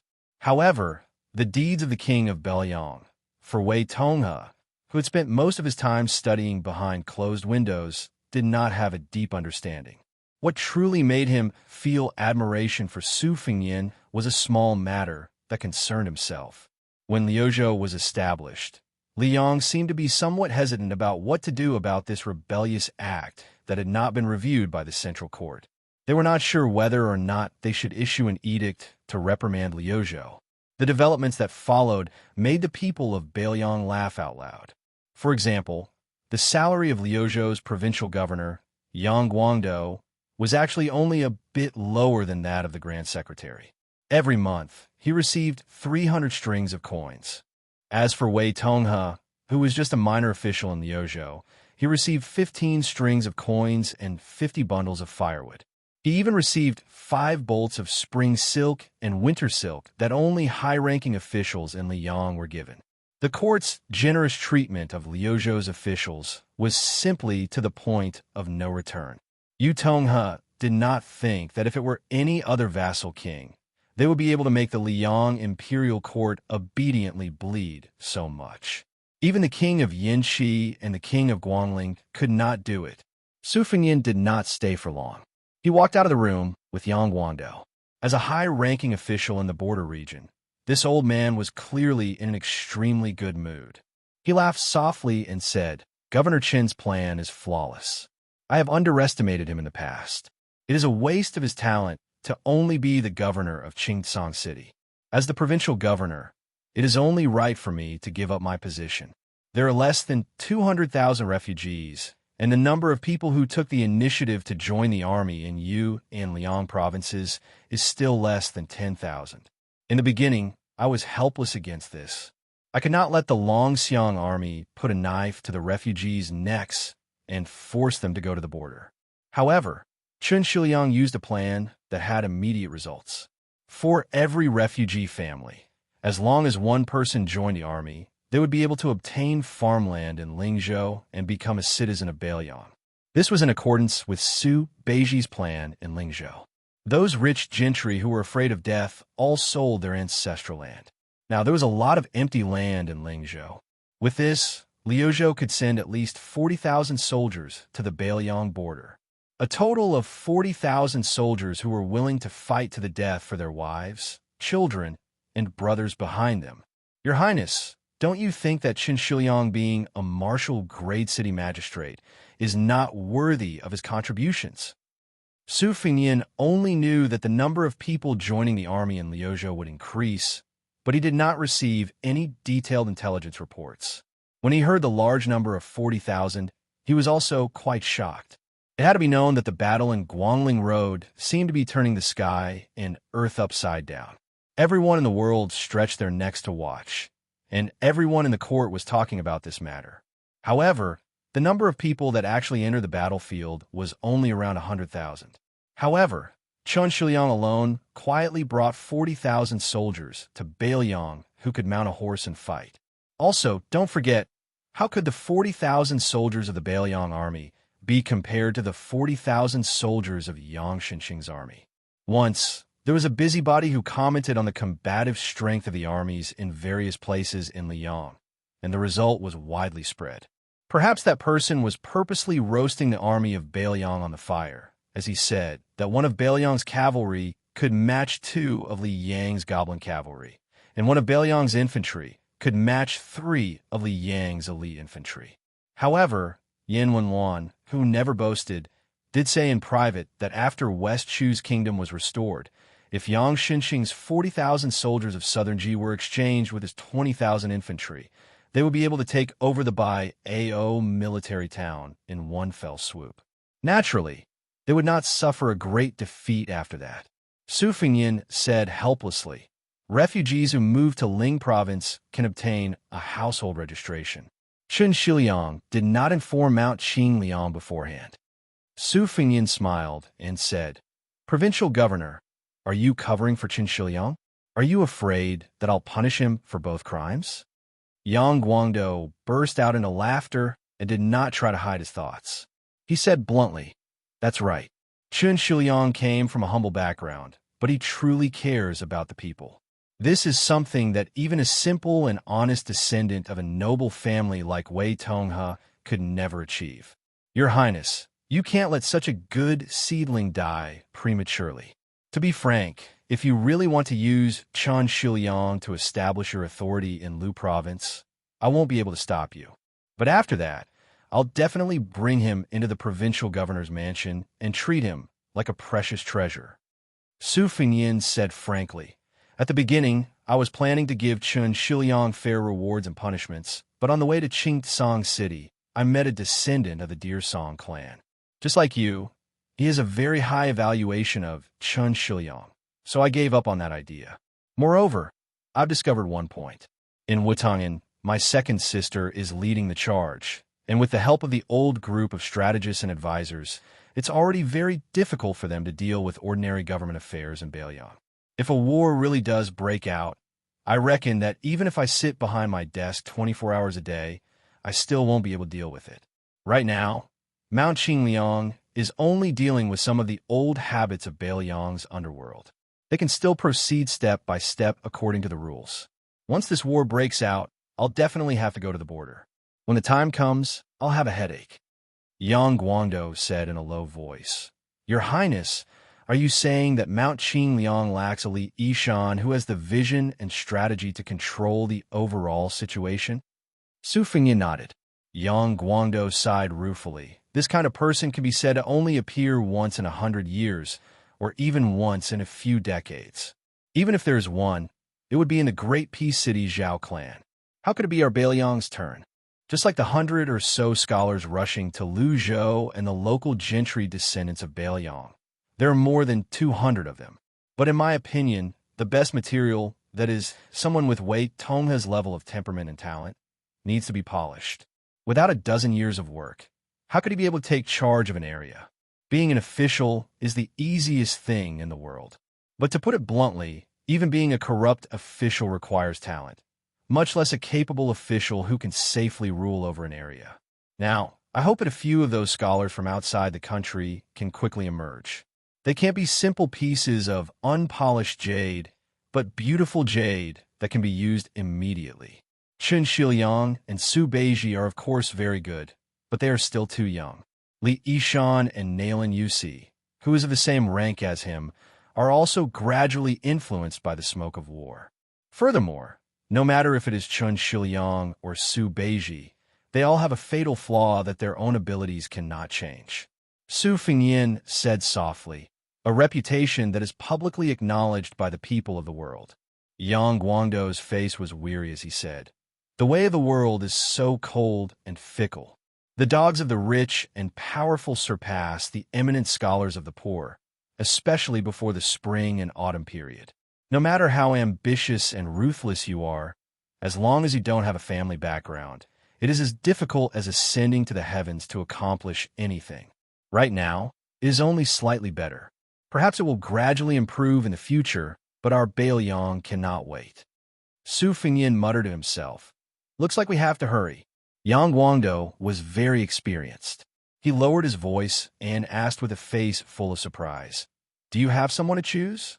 Su Fengyan smiled bitterly and said, for this kind of matter, it is not useless even if both sides are in love. Nothing has been set in stone yet. It will depend on my luck. Yang Guangdou touched on a sore spot and said with a playful smile, there are rumors that Lu Su of Xiangfan City was once ignored by the king. Su Fengyan did not deny it and said self-mockingly, I don't know who is the blind one. Yang Guangdou dismissed it with a smile and suddenly asked, I heard that the guy from Shangyin Academy has come out of seclusion and has gone to Great Peace City. Su Fengyan's face was slightly gloomy. He nodded and said, they have started to slay the dragon. Yang Guangdou smiled coldly and said, the hound is cooked after the rabbit is killed. It is better to kill the deer. Chapter 1184. That night, Su Fengyan, led by Yang Guangdou, visited all the yamens in the Liuzhou provincial governor's mansion. He saw scenes of people burning the midnight oil, young faces that were far from being mature, and a large number of elite soldiers entering and leaving this heavily guarded mansion. It made one feel that this place was radiating with an unusually lively atmosphere. Su Fengyan and Provincial Governor Yang did not disturb the officials in the yamen dealing with political affairs most of the time. They walked around casually and commented on the deployment of troops in Beimang. The new king of the south, Dong Zhuo, was nominally in charge of power. Although he had Empress Murong's support, he might not be able to completely reorganize the troops of the south in a short period of time. The spring and autumn annals had brought the perfect etiquette and culture of the Central Plains to the south, adding wings to a tiger. At the same time, they had also brought many bad habits that Beimang did not have. The atmosphere of luxury was even more extravagant than that of Bailiang. Don't look at the fact that when Bailiang heard that there was going to be a war, 3 or 4 of the tycoons in Lingzhou would leave Beimang. It was human nature to seek advantages and avoid disadvantages. Moreover, the confrontation between the north and the south in Beimang was deeply rooted and had always been sharp. The rich people of the South were so active that they had to rely on the influential people of the Great Prairie in the North. This had unknowingly increased the arrogance of the North and weakened the already weak authority of the South. Dong Zhuo, the fat man, would probably lose a few pounds of weight. Su Fengnian and Yang Guangdou chatted about whatever they thought of. Unknowingly, it was already dawn. Yang Guangdou, a third-rank border official, had to hold a meeting every morning and evening. Today, Su Fengnian, dressed in casual clothes, took the opportunity to participate in the meeting. He did not sit on the main seat. The position of Lu Province was still empty. Su Fengnian sat in this seat. The important subordinates of the other provinces were all present. These seats were not for just anyone to sit in. None of the people present were still young and naive. They were all high-ranking officials who had been evaluated in the old 3 provinces of Yuliangling. Most of them were in their 40s or 50s. Although they were not as sharp as the young people, they were familiar with government affairs. They could first ensure that there would not be any major mistakes in the newly established Lu province. These 7 or 8 4th-rank and 5th-rank officials had never seen the young vassal king before. It was no wonder that they were ignorant and ill-informed. After all, before they were promoted, their ranks were not high, and they were all civil officials. In the past, they had never had the opportunity to enter the prince's mansion on Mount Qingliang to pay a visit to Great General Su Xiao and His Royal Highness Su Fengnian. In this world where information was blocked and the venerables were taboo, the vast majority of the common people of Beiliang probably still did not know the name of the new Prince Liang. In Beiliang, the people who could truly be said to be known by both women and children were people whose names could be reported. In the past 10 years, there was no need to mention Su Xiao. After that, there was Chun Zhibao and Chu Lushan. Yuan Zuozong's reputation could be compared to Yan Wenluan, Zhong Hongwu, and other old generals. In addition, there was the most talented person in Beiliang, Su Weisheng, and the recently deceased daughter-in-law of the Su family, Wang Chudong. Su Fengnian looked at the officials in front of him who had puffy eyes but were forcing themselves to sit upright. They were old and naturally had less energy. There was a lot of work to be done in Liuzhou, and they had become officials under the eyes of the old fox Yang Guangdou. In addition, the entire Beiliang officialdom was staring at them. This group of old people really woke up earlier than chickens and went to bed later than dogs. Su Fengnian listened to everyone's slightly trembling reports. He did not make any comments about their government affairs. Instead, he joked, "Most of you have worked hard for an entire night. Don't treat your buttocks unfairly. Relax and sit. Do whatever is comfortable. Just boldly lean against the back of the chair. Our Beiliang does not follow the customs of the Liang officialdom. We do not pay attention to having half of our buttocks outside the chair when facing a superior official." Yang Guangdou kicked off his boots and sat cross-legged on the chair. He laughed and said, "I have been dragged by the prince for an entire night. My old legs are sore." In any case, with the provincial governor acting as a bird out of the forest, the other officials immediately relaxed. Although they did not dare to be as unrestrained as Yang Guangdou, they still dared to press their buttocks firmly against the back of the chair. A few of them let out a long sigh of relief. Su Fengnian smiled and continued to say, "In the past, when Lu Yuanji, Wei Taizhan, and the other old generals went to Qingliang Mountain to pay their New Year's greetings, they met with Su Xiao. You all have not seen it, especially when they competed in drinking. They were no different from ruffians in the marketplace. This king also feels that there is nothing wrong with this. In the future, this king will often come to Qingtsang City to ask for money. Everyone, don't be so reserved. That's right, Dinshu Lu, this king wants to stand up for you. More than 1,000 monks will enter flow state, and they all need to go through your hands. This is a very important matter, but the temporary reception room seems like everyone is being raised by a stepmother. Who was it that pushed you to a place near the latrine? Tell me, I'll scold him for you." Lu Zhen, the head of the Liuzhou Classics division, was stunned for a moment. His eyes subconsciously glanced at his 2 colleagues, but he did not dare to make sound. In Liuzhou, his position as a scholar was almost equivalent to an empty title. He did not have much real power. If any family had the misfortune of following him, they would have had 8 lifetimes of bad luck. There was no way for him to be compared to the Dianxue Lu, who held power in their hands.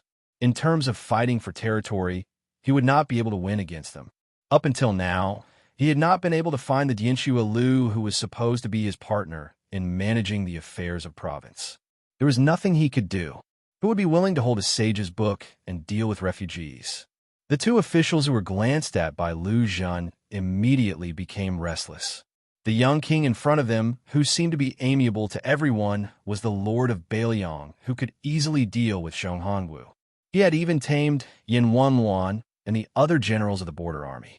The restructuring of the Bailiang army had been smooth from beginning to end. In addition, when Su Beiji had jumped 7 or 8 ranks to become the governor of Lingzhou, he had taken over the position that Li Gongda was unwilling to move from. He had even directly allowed the 3 Lingzhou generals to escort him. Who would dare to say no? If they were targeted by such a shrewd king, it would be hard to say whether or not they would be able to walk out of Luzhou alive. Su Fengyin smiled slightly and said, "Soldier Wang, Officer Huang, the 2 of you are sweating a lot. The sun is not out yet, but you're already feeling hot? If you're not feeling well and are not acclimatized to Luzhou, while this king is in the governor's manor, if you want to ask for leave, there is no need for the governor to agree. This king will allow it. I heard that the 2 of you are in-laws. If you have a companion when you return to Lingzhou, you won't be afraid of being lonely." Chapter 1185. Wang Xiuqing and Huang Yuqing immediately began to sweat profusely. They left their chairs and knelt on the ground. Yang Guangdou, who was sitting cross-legged, smiled as he watched this scene. He did not help the 2 officials in their hour of need, nor did he say anything bad about them. Su Fengyin stopped smiling. He rested his elbow on the edge of the chair and calmly said, "One is in charge of commanding the troops stationed in Luzhou. The other is in charge of monitoring the officials in Luzhou. Both of them are important positions in Luzhou. The 2 of you together, not including the calligraphy and paintings, gave Li Gongda a total of 68,000 taels of silver. Only then did you get the letter of recommendation. However, this king had already looked through your resumes and checked your past achievements. You were very good, so he agreed. What? Are you so worried about the money that you are in such a hurry to plunder the land in Luzhou? Why don't the 2 of you make your move a little later? It seems like your skills as an official are not perfect enough." Wang Xiuqing, the Fufeng County Commandant Yuan Qing and Wenhui County Magistrate Li Zhaoshou, as well as the 2 people you promoted, Wu Shaoxian and Hong Pashu, received a total of 6,000 taels of silver. Is this king wrong? Su Fengyin's finger gently tapped on the edge of the chair. The chair was made of the highest quality yellow rosewood. It was a valuable item left behind by the previous owner of Qingtsang City. It made people envious. Su Fengyin did not speak. Wang Xiuqing, who was tall and strong, did not look like a civil official. He was about to speak when his in-law, Huang Yuqing, secretly pulled on his sleeve. In the end, the 2 officials who had neglected their duties in Luzhou did not say anything to defend themselves. Su Fengyin saw a tall and sturdy general walk into the courtyard. He stood outside the door with his hand on his sword. It was Luzhou's Qingtsang Army Commandant, Wei Chengshi. He and the Commandant of Linyao Army Commandant were both from the Longxiang Army. Su Fengyin stood up and said, "This king has told Governor Yang that he will be in charge of all government affairs in Lu Province. If you have anything to say, you can tell it to Governor Yang." Su Fengyin walked out of the house and followed Wei Chengcheng and a group of elite retainers out of the city. They were going to meet Chen Shuliang at a place 40 miles away from the city. Yang Guangdou coughed and put down his feet, stepping on the boots that had just been delivered from Lingzhou's Golden Weave Bureau. He said, "Sir Wang, Sir Huang, please rise. The law is based on human feelings. There are many things that need to be done in Liuzhou. With such a huge mess, I am unable to find anyone that will not hinder the great cause of Bailiang. Even if you all redeem yourselves by doing good deeds, I will help you all speak to His Highness. However, while His Highness is in the Azure Continent, it's best that you don't show your faces." Wang Xiuqing stood up his expression heavy. Huang Yuqing stood up unsteadily and wiped the sweat from his forehead, as if he had lost his parents. Even if the provincial governor had given them leeway, they had left a bad impression in the prince's mind. Did they really think that they could make up for their mistakes with merit? Huang Yuqing was not so childish, but he was still grateful for Yang Guangdou's consolation. He bowed deeply with his hands clasped in front.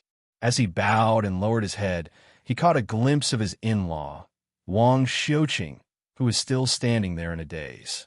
He did not want to add fuel to the fire, so he pretended not to see anything. Yang Guangdou smiled and looked at the unconvinced soldier. He did not get angry. He put on his boots and stepped on the ground. He smiled and said, "Sir Wang, do you think that I am playing the villain in front of His Highness?"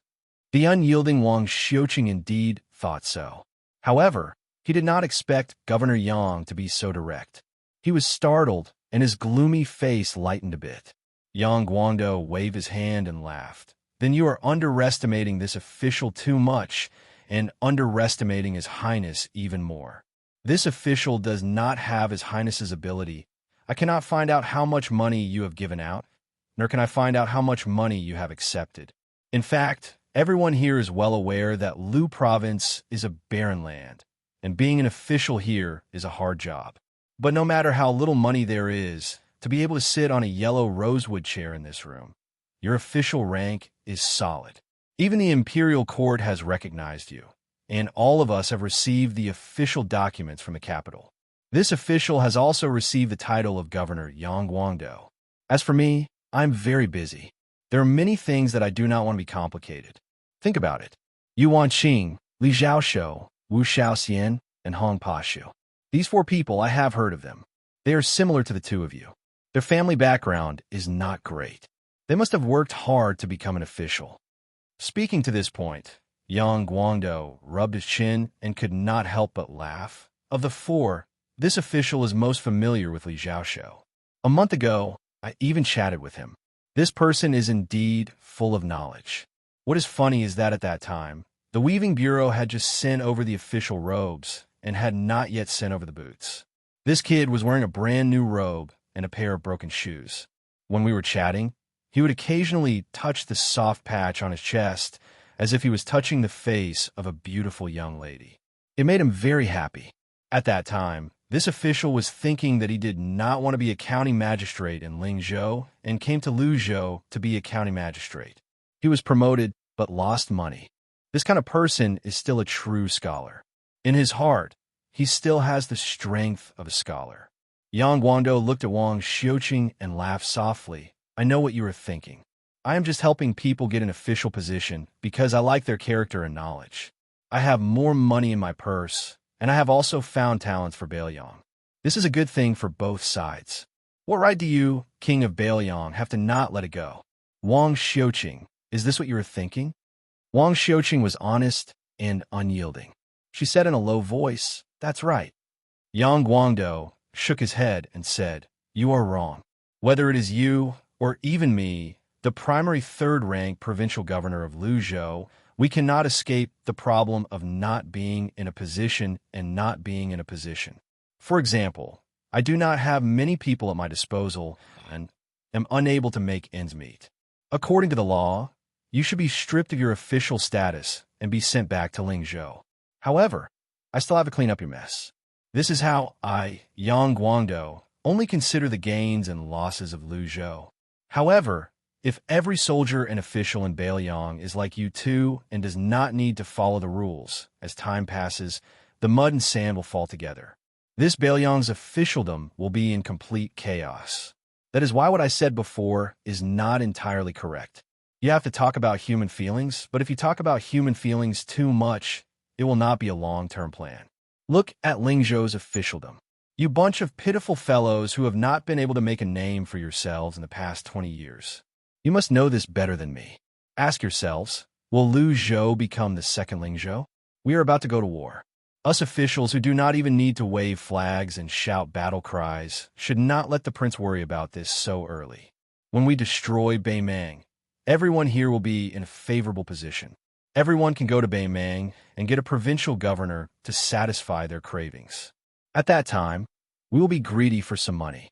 I do not believe that the king of Bailiang will be so calculative with us."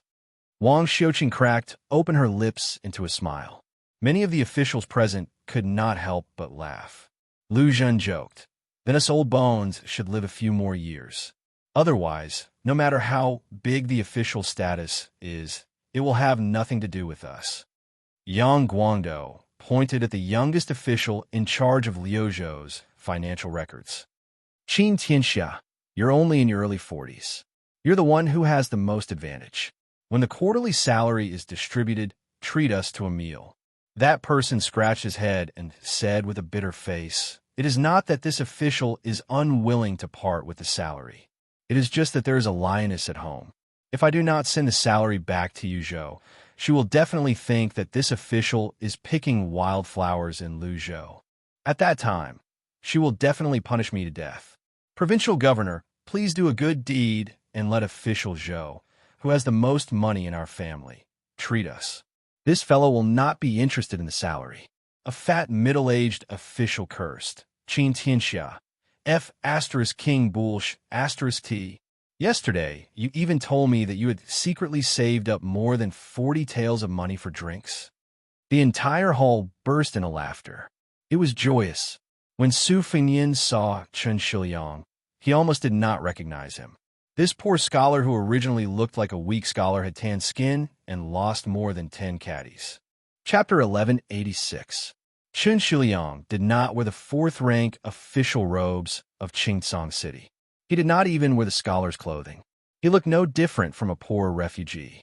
From head to toe, the only thing that could be brought out was the pair of abnormally sturdy wolfskin boots on his feet. When Su Fengyan personally saw this person who looked even more like a refugee than a refugee, he did not know whether to laugh or cry. However, Chen Shiliang had more than 10 white horses protecting him. For better or for worse, this scholar who was at the heart of the struggle in Bailiang gained back some face. At this moment, Chen Shiliang was standing at the entrance of a village. He was leading a large group of workers to build a windmill and dig a well. The village just happened to be located in a low-lying area with spring water. It was a small oasis that was rarely seen in Lu Province. Normally speaking, a place like this that occupied a water source was a place that many factions would fight over. When there was water, it often meant that there would be endless bloodshed. The 100 or so villagers of this village all squatted in the distance to join in on the fun. Some men chewed on steel-like pancakes, while others looked at the white horse righteous followers with a mixture of desire and awe. After dismounting, they still carried blades and crossbows, and their armor was bright.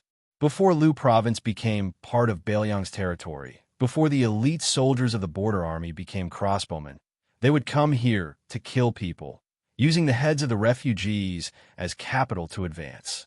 Occasionally, a small group of cavalry would be surrounded and killed by large groups of mounted bandits. The blades and armor on the cavalry had always been the things that the leaders of the refugees could show off. With horses and blades, if they could also wear armor, then they could be the boss of bosses in the land of the refugees.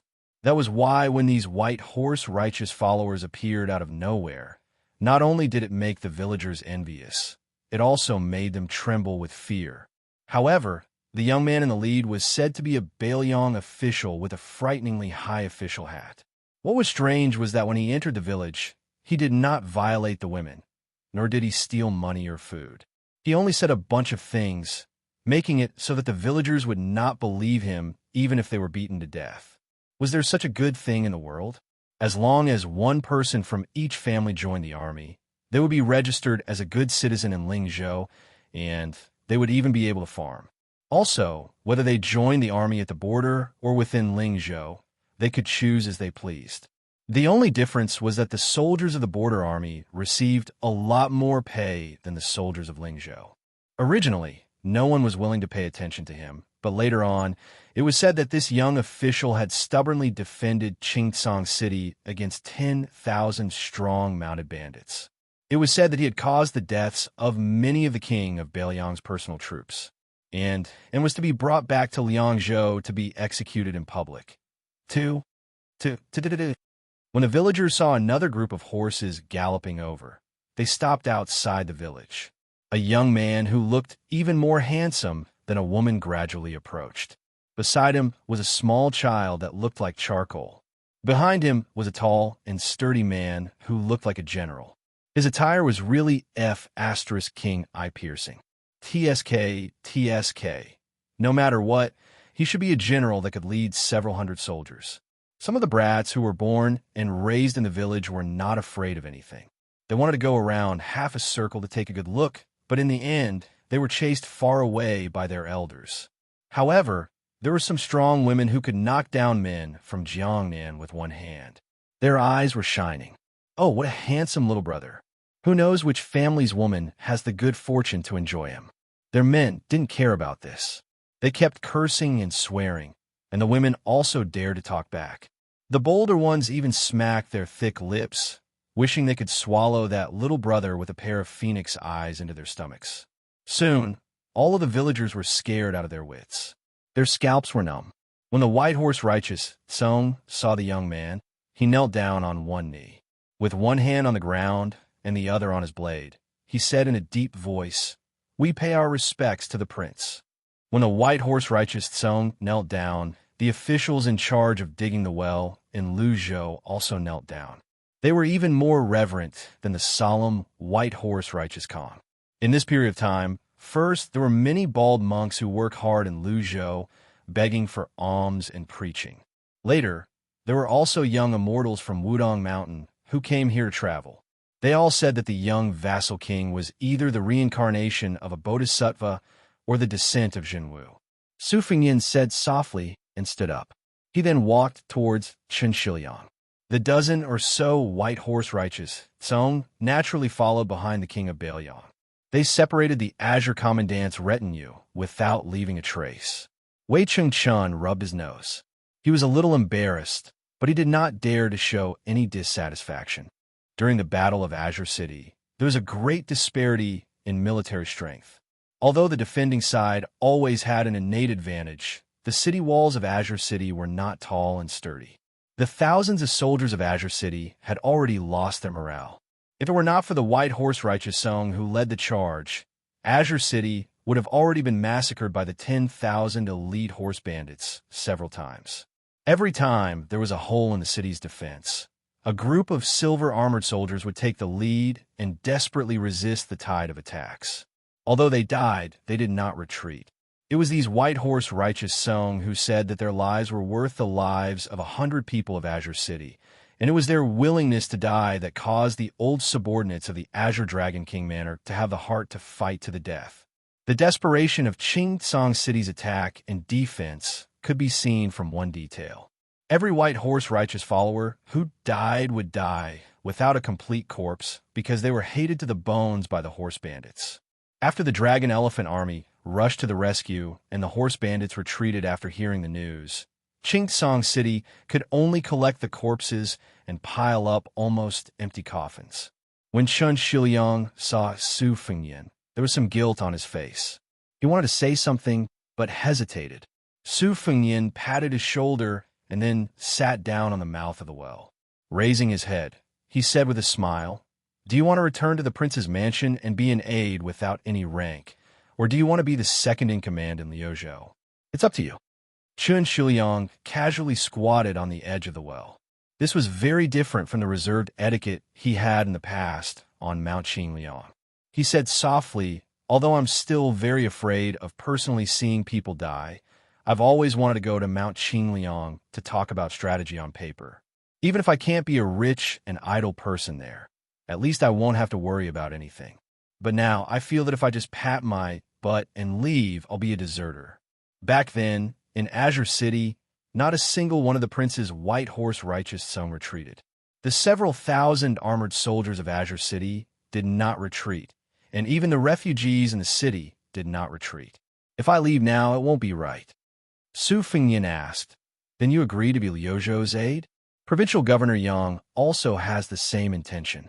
He values you very much. With the two of you as partners in Liuzhou, I'll be at ease. Chen Shiliang shook his head and said, "Aid is the most important aid of a province. If it was Lingzhou, where Bailiang's backyard is far away from the battlefield, I'm confident that I could still manage it. But Liuzhou's current appointment system is inclined towards people who can be both civil and martial. I think I'll pass. I'll focus on being the governor of Azure City first. In any case, as long as I think of something, I'll tell the provincial governor frankly. I don't need an aide. Su Fengyan did not make things difficult for him. He nodded and said, "As you wish." In any case, when the time comes and you feel that you want to be a high-ranking official, you can go to Yang Guang and ask for his official hat. You don't need to inform Mount Qingliang. Azure Officer Wei Cheng stood nearby. When he heard this conversation, his heart was in turmoil. Where in the world could he find such an easygoing vassal king? How could he casually choose his official hat? It could be seen that the rumors about the king of Bailiang wanting to deal with Qin Shiliang were all nonsense. Wei Cheng had long heard of the two popular figures of Mount Qingliang, Su Beiji and Qin Shiliang. Within Bailiang, Su Beiji's achievements and ability far surpassed Qin Shiliang's. His governance of Lingzhou was both firm and soft. It was said that he was about to overpower the head of the civil officials, the administrator, Li Gongda. However, Wei Cheng still thought more highly of Qin Shiliang. There was no reason to speak of. Just based on this scholar, he was able to defend Azure City to the death. Moreover, he really managed to defend it. Qin Shiliang suddenly said, "Has your highness been to the cenotaph?"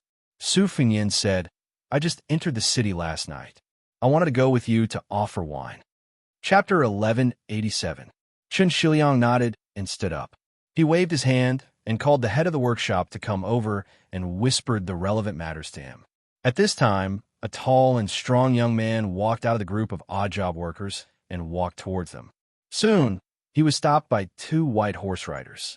The cold sword in his hand was half an inch away from the scabbard, and his killing intent was very strong. Su Fengyan glanced at the youth and realized that he was actually an acquaintance of his. Back then, he had entered the land of the refugees by himself and encountered a lot of twists and turns outside the village outside of Azure Sky City.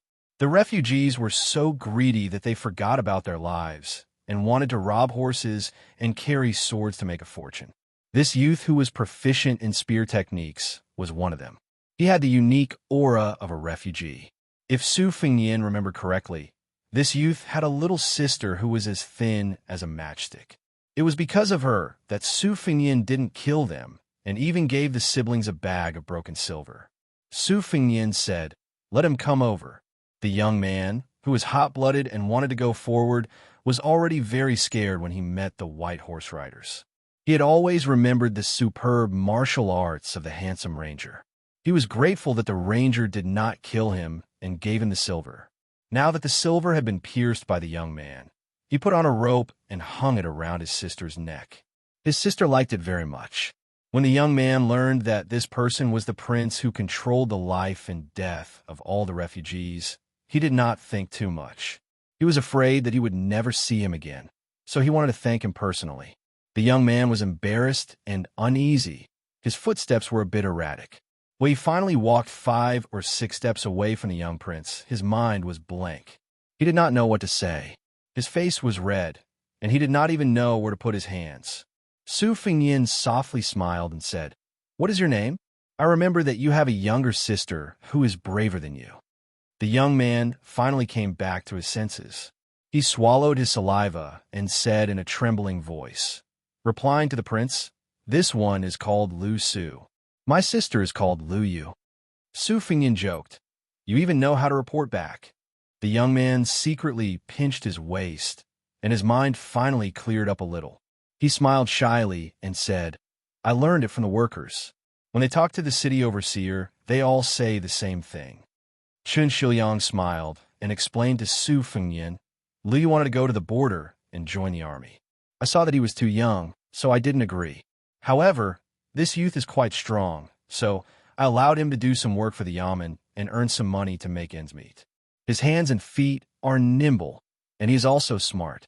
He can already recognize more than 100 words.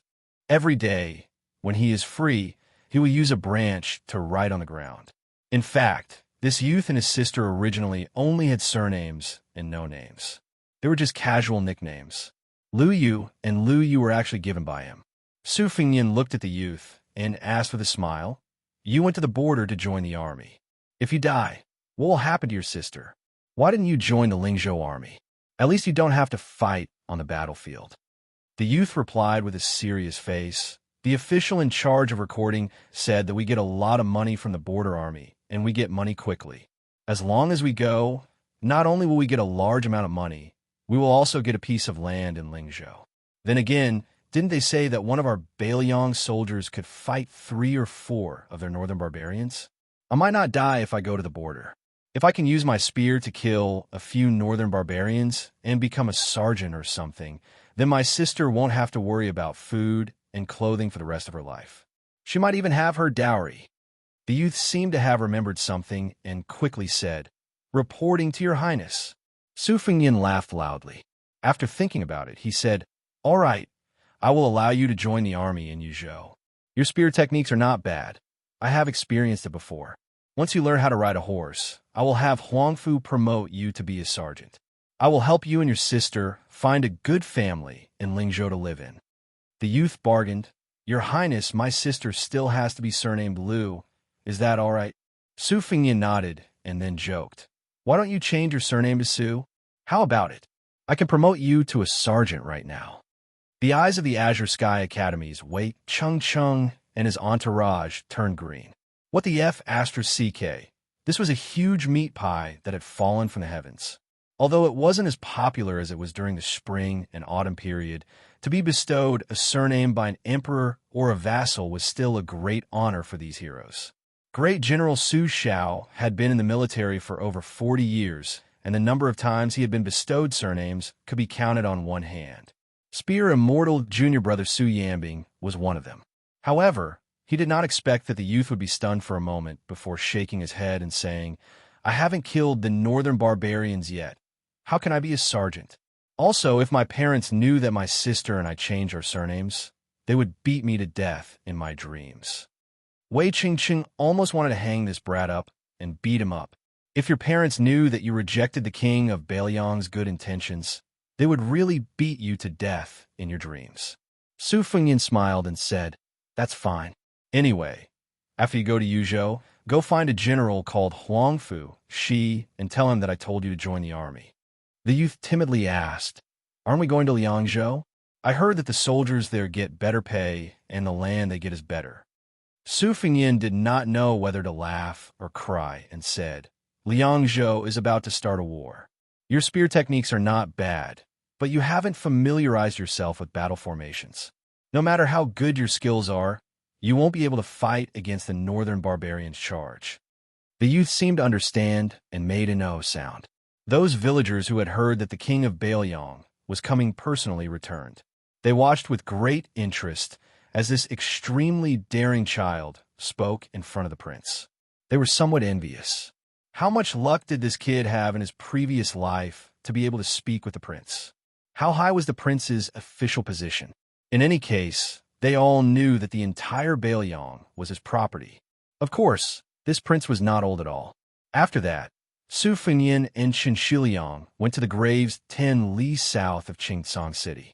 The cenotaphs of the White Horse Righteous Song who had died in battle were located in the oasis. Su Fengnian's disciple, Yu Dilong, and several of his retainers all carried a large bag of green ant wine. Su Fengnian and Chen Shiliang went to the graves one by one to offer wine. Chen Shiliang's expression was solemn. Every time he saw a cenotaph, he would tell Su Fengnian when and where the White Horse Righteous Song had died in the cenotaph. After the ceremony, Su Fengnian felt that something was missing. Suddenly, a rider came to report that 2 strangers had broken into this place. They said that they wanted to use water instead of wine to offer a sacrifice to the heroic spirit. Su Fengnian led his horse forward and saw Song Dongming, who had arrived half a day later than him in Qingsong City. This man, one of the hidden figures of Liang, saw Su Fengnian's entourage, especially Wei Chengshi's bright armor. How could Song Dongming not guess this young man's background? He bowed slightly, raised his head, and said with a smile, "The prince does not treat people with sincerity." Su Fengnian smiled and did not deny it. He said apologetically, I hope Sir Song will forgive me.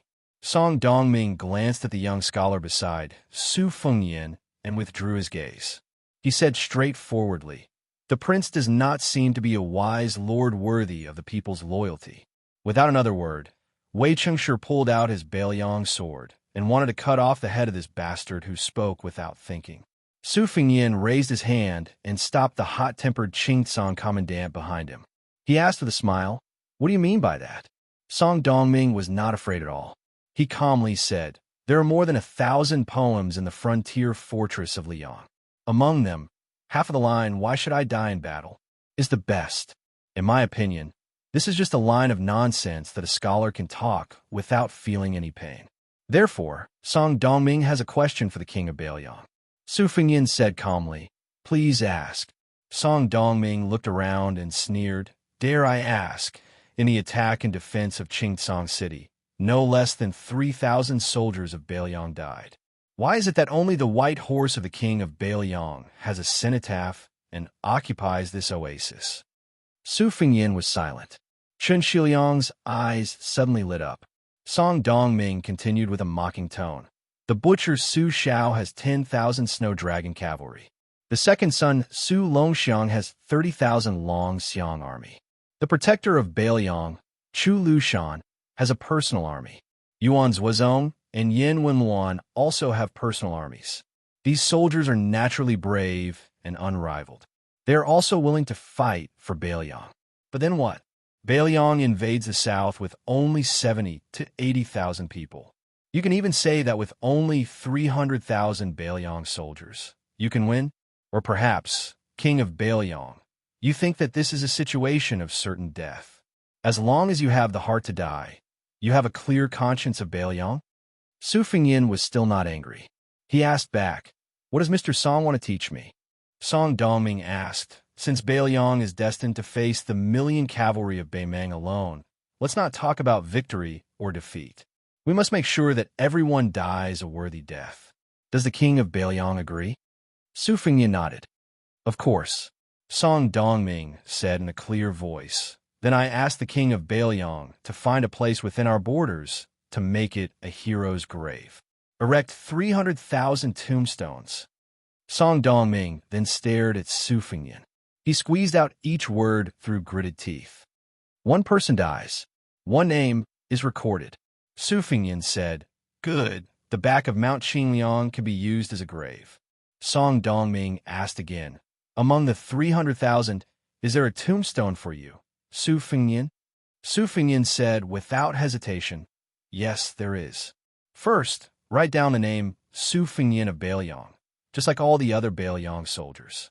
Now, just record the time and place of birth. After death, add the time and place of death." Song Dongming looked into Su Fengyin's eyes. After a long time, he bowed solemnly and said in a low voice, "Song Dongming is willing to be a subject of Bailiang. I am willing to give advice to the king of Bailiang." Su Fengyin smiled. "Good." When Song Dongming straightened his back and raised his head, Su Fengyin walked to the side of this dear Song disciple. The two stood side by side. Su Fengyin lowered his voice and said softly, "I know that deep down in your heart, you don't want to be an official, but so what?" Song Dongming also said softly, "The king of Bailiang is wrong. To be an official in Bailiang is to be an official in the mortal world, not an official in the heavens." Su Fengyin was noncommittal. Is it enough to be the temporary deputy commissioner of Bailiang's Taoist secretariat, overseeing Mount Qingliang? Song Dongming nodded. "It's enough." In the autumn of the first year of Xiangfu, Song Dongming of the Deer Song clan became an official in Bailiang. Chapter 1188. They were not in a hurry to return to Qingtsong City. Su Fengyin, Song Dongming, and Chen Shiliang sat by a stream. Su Fengyin did not hide anything from the newly appointed deputy administrator. He told him a lot of Bailiang's plans. For example, Wang Lingbao led the troops to the Phoenix Regiment to kill the capricious Malyoka in order to clear a path for Chao Wei's 10,000 light cavalry. It could even be said that the temporary expansion of the Longxiang army before the war was also to ambush these 10,000 cavalry. The main force of the Phoenix Regiment was a secret deal between Bailiang and the six-pearl bodhisattva of Mount Lantaw. After listening, Song Dongming did not talk about the details. Instead, he picked up some stones and placed them on the ground. He muttered to himself, "Currently, there are 3 battlefields. Chu Lushan is in charge of the main battlefront north of Liangzhou. The pass, military town, and Wubao Relay Road are all perfect. It is not an exaggeration to say that they are impregnable. To the north of Yuzhou, Bailiang has a natural advantage. It is easy to defend, but difficult to attack. It is unlikely that Bailiang will attack Yuzhou in the early stages. However, Liuzhou is vast and has very few ups and downs. The terrain is like a flat plain, which is good for cavalry. We don't have any big cities or towns to rely on.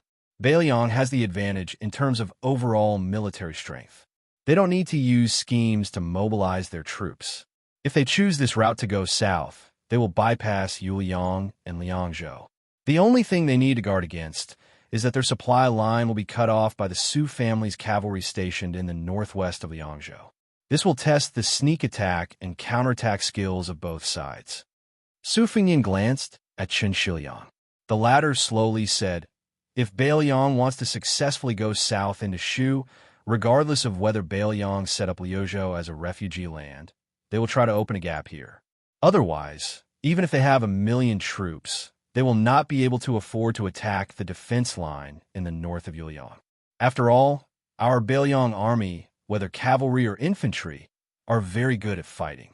Moreover, the cavalry can defend the city if they dismount, but they can also take the initiative to attack if they mount. This is the real headache for Baimang. General has long built large granaries and arsenals in the most important cities and fortresses on the front lines to prepare for a long war." Chun Shiliang paused and smiled. "But in fact, our Bailiang army has never thought that only defending the city is the best strategy. This point has been passed down from General and Li Yishan to Yin Wenwan, Chu Lushan, Yuan Zuozong, and all the other young generals. They have all come to a clear consensus. Therefore, Bailiang has been practicing martial arts for many years and has always strived for both offense and defense. Baimang chose to start the war now because of the general's death. In addition, Bailiang has to send a portion of its forces to the plains of Liuzhou in order to absorb the refugees. First, Baimang's Western Front faction finally feels that there is an opportunity. Second, they can't afford to drag it out. If the Liang Imperial Court evolves the power of the Central Plains into fighting forces of the front lines, the power of the 2 countries will only grow stronger and weaker. Baimang will have even less of a chance to fight. It can be said that choosing Liuzhou as the location of the war is the entry point that Baimang thinks it can benefit from. It is also a very proactive choice by Bailiang. This is not because Bailiang is arrogant, but because they are confident, especially confident that our cavalry will fight at their doorstep." Song Dongming smiled knowingly and nodded. Bailiang's military is actually like a well-cultivated field waiting for the harvest. As the deputy administrator who has not yet received his official robe, I will not add feet to a snake. Compared to Bailiang, Baimang can be said to be a big family with a lot of resources. However, it is inevitable that there will be storms in a house with many branches. I heard that Empress Murong, in order to not have to worry about the future, wants to start a massacre of the Yelu family, the old masters of the grasslands. Many of the masters of the grasslands who are not willing to go down south to attack Bailiang have become lambs waiting to be slaughtered. Why don't we add oil to the fire and randomly choose one of the Yelu descendants to spread the news that Bailiang is willing to recognize him as the ruler of Baimang and not the usurping Empress Murong? This kind of thing will definitely not be able to hurt Baimang, but it will be able to annoy them a little. In the end, it is a good thing. Song Dongming stopped here and smiled. Bailiang most likely has a backup plan for this, right? Su Fengyan smiled and nodded. Song Dongming continued. As for the specific war plans, Song Dongming will not interrupt. Bailiang is an expert in war, and they have many generals who are familiar with military matters. When professionals do things, I, as an outsider, will just watch the show. However, although Baimang's 1,000,000-strong army seems aggressive, The ones who can really fight with their lives on the line are Dongzhu's nearly 100,000 soldiers, Hong Jingyan's Ruran cavalry, Yang Yuanzhan, Lu Gui, and a few other veteran generals. However, most of them are not elite soldiers. When the time comes, under the premise that we do not affect the overall situation, we will be able to wipe out one of Beimang's mediocre but sufficient soldiers in one go. Beimang is not a monolithic entity to begin with. Otherwise, the masters of the grasslands and Biting would not have withdrawn at this time. They have always disagreed on whether to attack Bailiang on the western front or Gu Jiantang on the eastern front. If we cut them slowly, there might be a pleasant surprise. Of course, this is just a casual suggestion from Song Dongming. Su Fengyan, who had been silent this entire time, finally spoke. This has always been a small link in Chu Lushan's interconnected plans. Song Dongming happily laughed. Just a small link. Haha, I finally know why everyone is so afraid of that infamous Lu Qiu'er. It's no wonder that the great king of the southern courtyard, Dongzhua, suffered a great loss at the hands of our protector general. Song Dongming narrowed his eyes and threw a stone into the stream, causing a ripple. On the imperial court side, there are some things that I can do. Regarding the grain, salt, and iron, I have a plan that can make the imperial court completely relent. Su Fengyan smiled. Oh, the imperial court has always wanted to make oxen pull carriages while not letting oxen eat grass. They're extremely stingy. Even now, the half of the grain that they've relented with great difficulty still hasn't been shipped to Bailiang's Lingzhou docks. If West Shu hadn't given them a warning at the start of the restoration of the country, this batch of grain probably wouldn't have left Xiangfan City for 100 years. Song Dongming said calmly, "It's very simple. We of Bailiang sent a letter to the capital and asked to send 10,000 soldiers to quell the problem. The kings of the border have the responsibility to guard the border and also quell the problem for the country. It's perfectly justifiable. The imperial court has suffered 2 major defeats in a row. Yang Xinxing's Jin and infantry have been caught like turtles in a jar. Yin Jinchuan has sacrificed his life for the country, and all his soldiers have died in battle. Isn't this telling the imperial court that West Chu is difficult to deal with?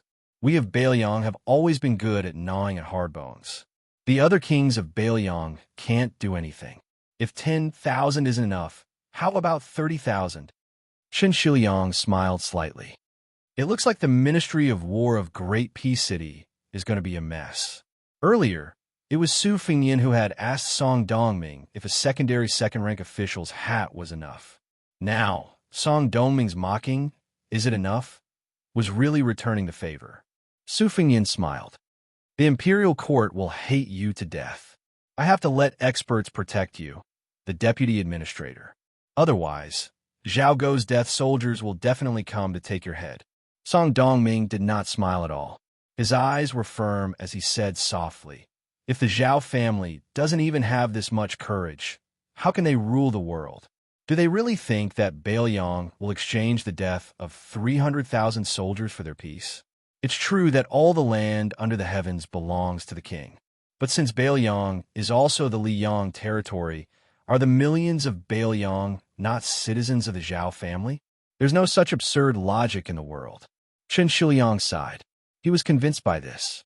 For some reason, compared to Su Beiji who betrayed Beimang, Chen Shiliang felt closer to Song Dongming. Chapter 1189. At this moment, a person fell into the stream. On the shore, Yu Dilong shook his wrist, his face full of disdain.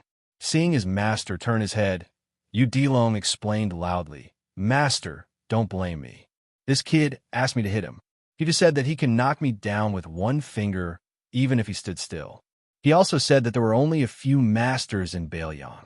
He said that he was a 3rd-level master and that he hadn't met a single master since he came to Bailiang." Yu Dilong glanced at the drenched chicken in the stream and said disdainfully, "What 3rd-level master?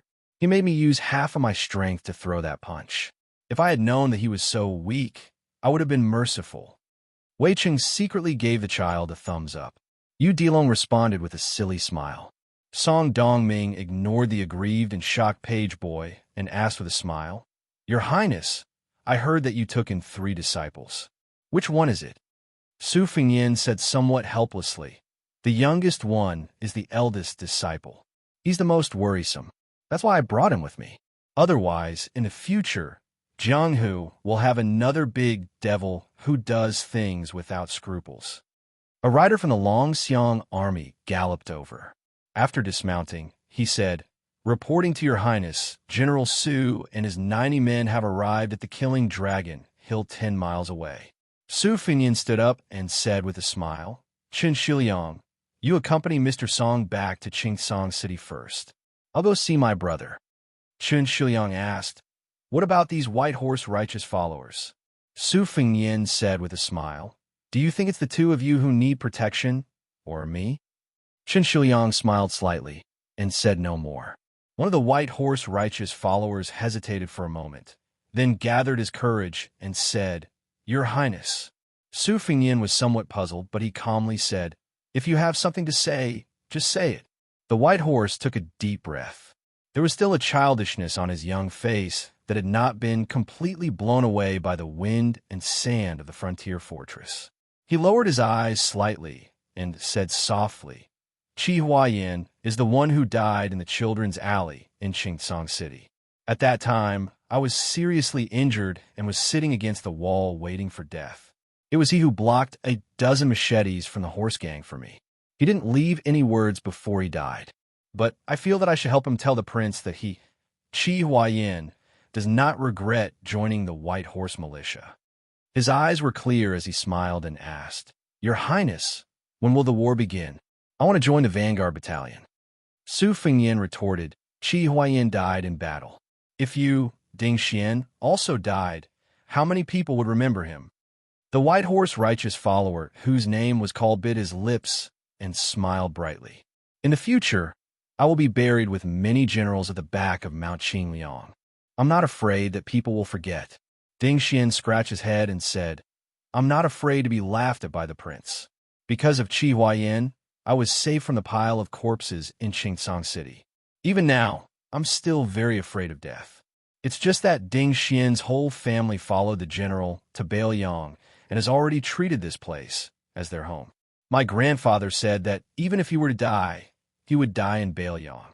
This is the root of our Ding family.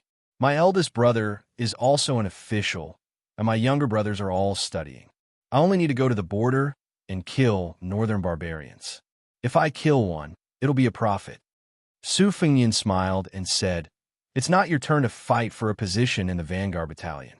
Just be a White Horse righteous follower. When the time comes that you really need to go to battle, not to mention other things, our graves can still be neighbors." Ding Xian opened his mouth wide, not knowing what to say. The next moment, the young vassal lord's figure flashed and disappeared. Everyone only felt a cool breeze on their faces.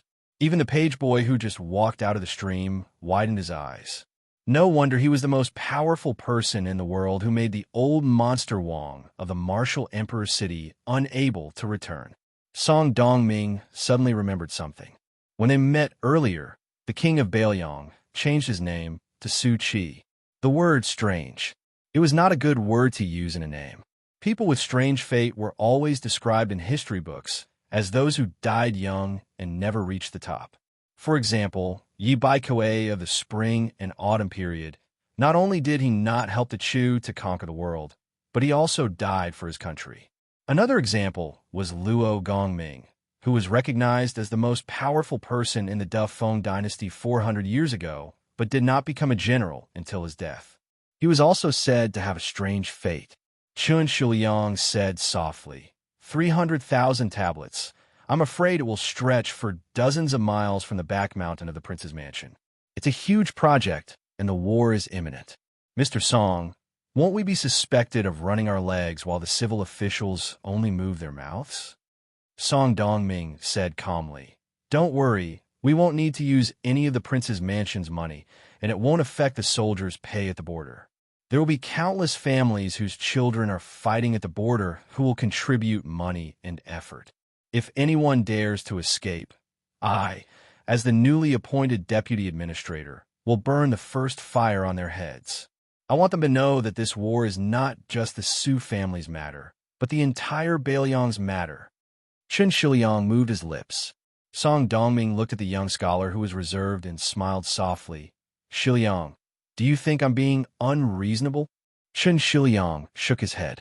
Song Dongming sighed. If we don't do this, we won't be able to defend Baiyang. In the end, the people will be the ones suffering. How can the suffering of one tablet be compared to the destruction of the family in the future?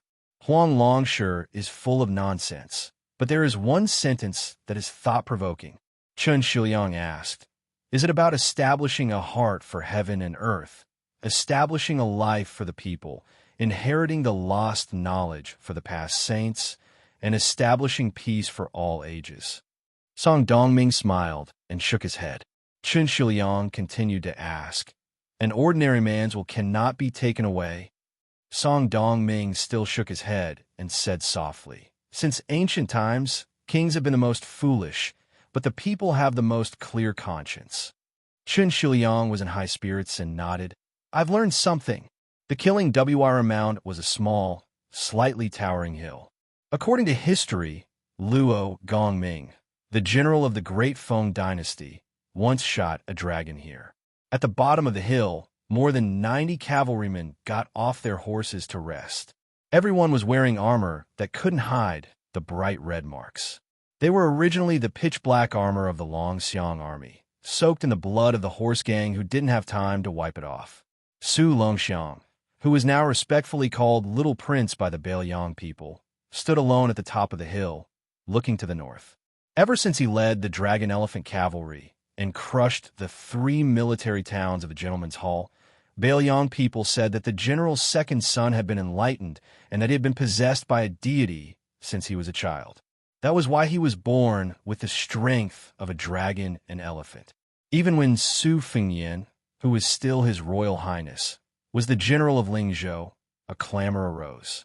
Everyone said that only when Su Longxiang was the king of Baiyang could Baiyang be stable. This time, Su Longxiang led the troops into Liuzhou. First, he killed the 10,000 horse gang hiding Beimang elites. Then, he called the 90 or so officers under his command to his side. He didn't say anything, just led them 1 man, 2 horses, 1 saber, and 1 crossbow to kill people everywhere. They fought more than 20 battles, big and small, and killed more than 1,400 enemies. They didn't lose a single person on their side.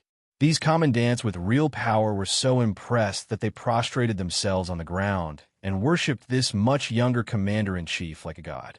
Unfortunately, during this hunting trip, they didn't see the little prince's black tiger, nor did they see the little prince's bright red talisman armor. Moreover, Su Longxiang was taciturn with everyone. Until now, no one had the opportunity to say anything extra. Su Longxiang stood on the killing Flood Dragon Hill, his back to his subordinates. No one below the hill knew what this young commander was thinking. Suddenly, almost everyone raised their heads at the same time, seeing a figure rush up the hill without any warning. Everyone subconsciously wanted to draw their sabers, but when they saw the person's face, they felt relieved. It was the king of Baiyang. That was their commander's older brother. Su Fengyan arrived at Su Longxiang's side, one hand gently pressing down on the youth's head. The 2 brothers looked toward the north together. Chapter 1190. The streets of Graydon City were empty. The emperor of the Zhao family and Empress Zhao Ji waited outside the city. They brought all the yellow doors of the Hanlin Academy just to wait for one person. The chief officials of the 6 ministries had all taken the initiative to slack off and gathered outside the city. Even the Minister of War, Liu Baijia, had pulled himself out of his busy schedule, not to mention the Minister of Appointments, Yuan Gua, who was an idle person. The head of the 6 ministries, Zhao Yuling of the Ministry of Appointments, and Wang Xiongui of the Ministry of Revenue, who had come from the same school, but had parted ways with him, each had a large group of subordinate officials behind them. There were also Yin Jieshi, a relative of the imperial family, many of the grand secretaries of the palace, and many of the elders and nobles who did not need to participate in court meetings when they were old, and their descendants. It could be said that only the Prime Minister Yin Maochun, who was responsible for the local officials outside the capital, was missing. However, Only those who were attentive would discover that this unprecedentedly grand open-air banquet was lacking in two important figures. The Grand Secretary, Zhang Julu, and the Tananon, Huan Wen, who held the power of the province. However, there were too many high-ranking officials, nobles, and peddlers gathered outside Graydon City. The absence of these two important officials did not affect the extraordinary clamor of the capital today. When the Song family's first teacher were the rulers of the literary world, who was it that made the father and son be refused the door when they visited on a snowy night? Who was it that the proud teacher of Su Weisheng had quarreled with and lost the position of Great Chancellor of the Shangyin Academy? Who was it that had the right to make the Confucian family led by Yao Baifeng use the power of their entire family to fight against him? Who was it that made the emperor of Dechu think, if the public does not come out of the mountains, what will they do for the common people? At the end of the spring and autumn period, who was it that walked out alone in the face of the pressure of the Su family's 10,000 cavalry and made the butcher take a detour with just a few words? This was the important figure who was recognized by the entire court as the most knowledgeable person in the world. He was the current Grand Chancellor of Shangyin Academy, Qi Yanglong. 50 miles away from Great Peace City, there was a group of strange travelers on a slightly remote official road. The oldest one had a head of sparse white hair. He was short and travel-worn and carried an old bamboo bookcase. A man in his 30s was carrying a green-robed girl on his back. The three of them met on their way north to Great Peace City. That old man who was still learning from the young people was embarrassed and refused to leave, so he stayed with them to eat and drink. The little girl in green did not like this disrespectful old man. He was crazy and always liked to say things that she did not understand. If this was not showing off his knowledge, then what was it? Especially when the old man talked about Baoyong. He was particularly long-winded. Green-robed girl hated the vassal king who made her unable to see her second grandfather. She was even more unwilling to pay attention to the old man, whom she had given the nickname Short Wintermelon. Moreover, the old man liked to be unable to move his eyes away from beautiful women. The little girl complained to her Xiaoyu several times, but he always smiled and did not agree. At this time, on the official road, there was a group of children of aristocratic families galloping by. The old man's gaze finally moved away from the body of a rich girl riding a horse, and he began to mutter again, "Aye, the girls today are becoming more and more beautiful. Compared to the previous 50 or 60 years, they are much more beautiful." After leaving Martial Emperor City, Grumyu, who was traveling north, laughed softly and asked, "Old sir, is there such a thing?" The old man carefully stroked his withering, snow-white hair. He felt sorry for his old brothers who had fallen off their heads along the way. He narrowed his eyes and sighed. "Yes, the world is good, so women can be good. The older I am, the more I envy you young people. Young man, when you are older, you will feel the same." The eldest disciple of Wang Xinji, who had been called young man, laughed it off. Grumyu was not someone who liked to exchange pleasantries with others, so he did not speak. When the old man opened his mouth to speak, he was like a flood that could not be stopped at all. He said to himself, "The world flows like water, but after the spring and autumn war, there was a great turning point, and the flow changed. In the future, it will only get better and better. What is the reason? I can't explain it for 3 days and 3 nights. But I just know it." Lying lazily on Grumyu's back, Green Robe twisted her mouth and said, "Even if you like to say it, do you think I like to hear it?" The old man smiled and said, "Little girl, do you know what it means to like someone?" Green Robert turned her head and decided not to look at this worrisome old man. The old man answered his own question. That is, before you see the other person, you do not know what they are. After you miss them, you do not know what they are. Grumyu, whose cultivation was deep and bottomless, seemed to be touched and frowned. The old man jumped up and down, probably hoping to see the walls of Great Peace City. Carrying the heavy box on his back, he made this comical movement. Green Robert, who was secretly peeking at him, laughed. The old man made a face at the little girl, causing Green Robert to roll her eyes. She put her little head on Grumyu's warm shoulder and asked, Grandpa's short melon. Then do you have someone you like? The old man shook his head and said with a smile, no. When I was young, there were many women who liked me.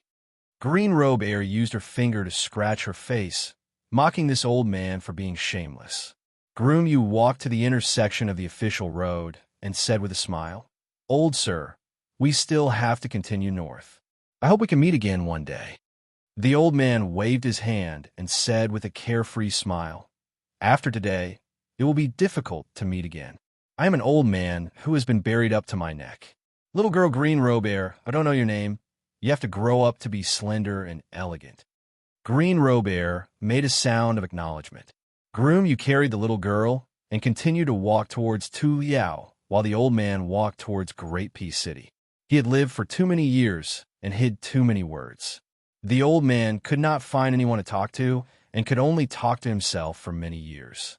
Old Hong, you took in a basket of disciples and students, but only Zhang Jiulu and Huanwen came out of it.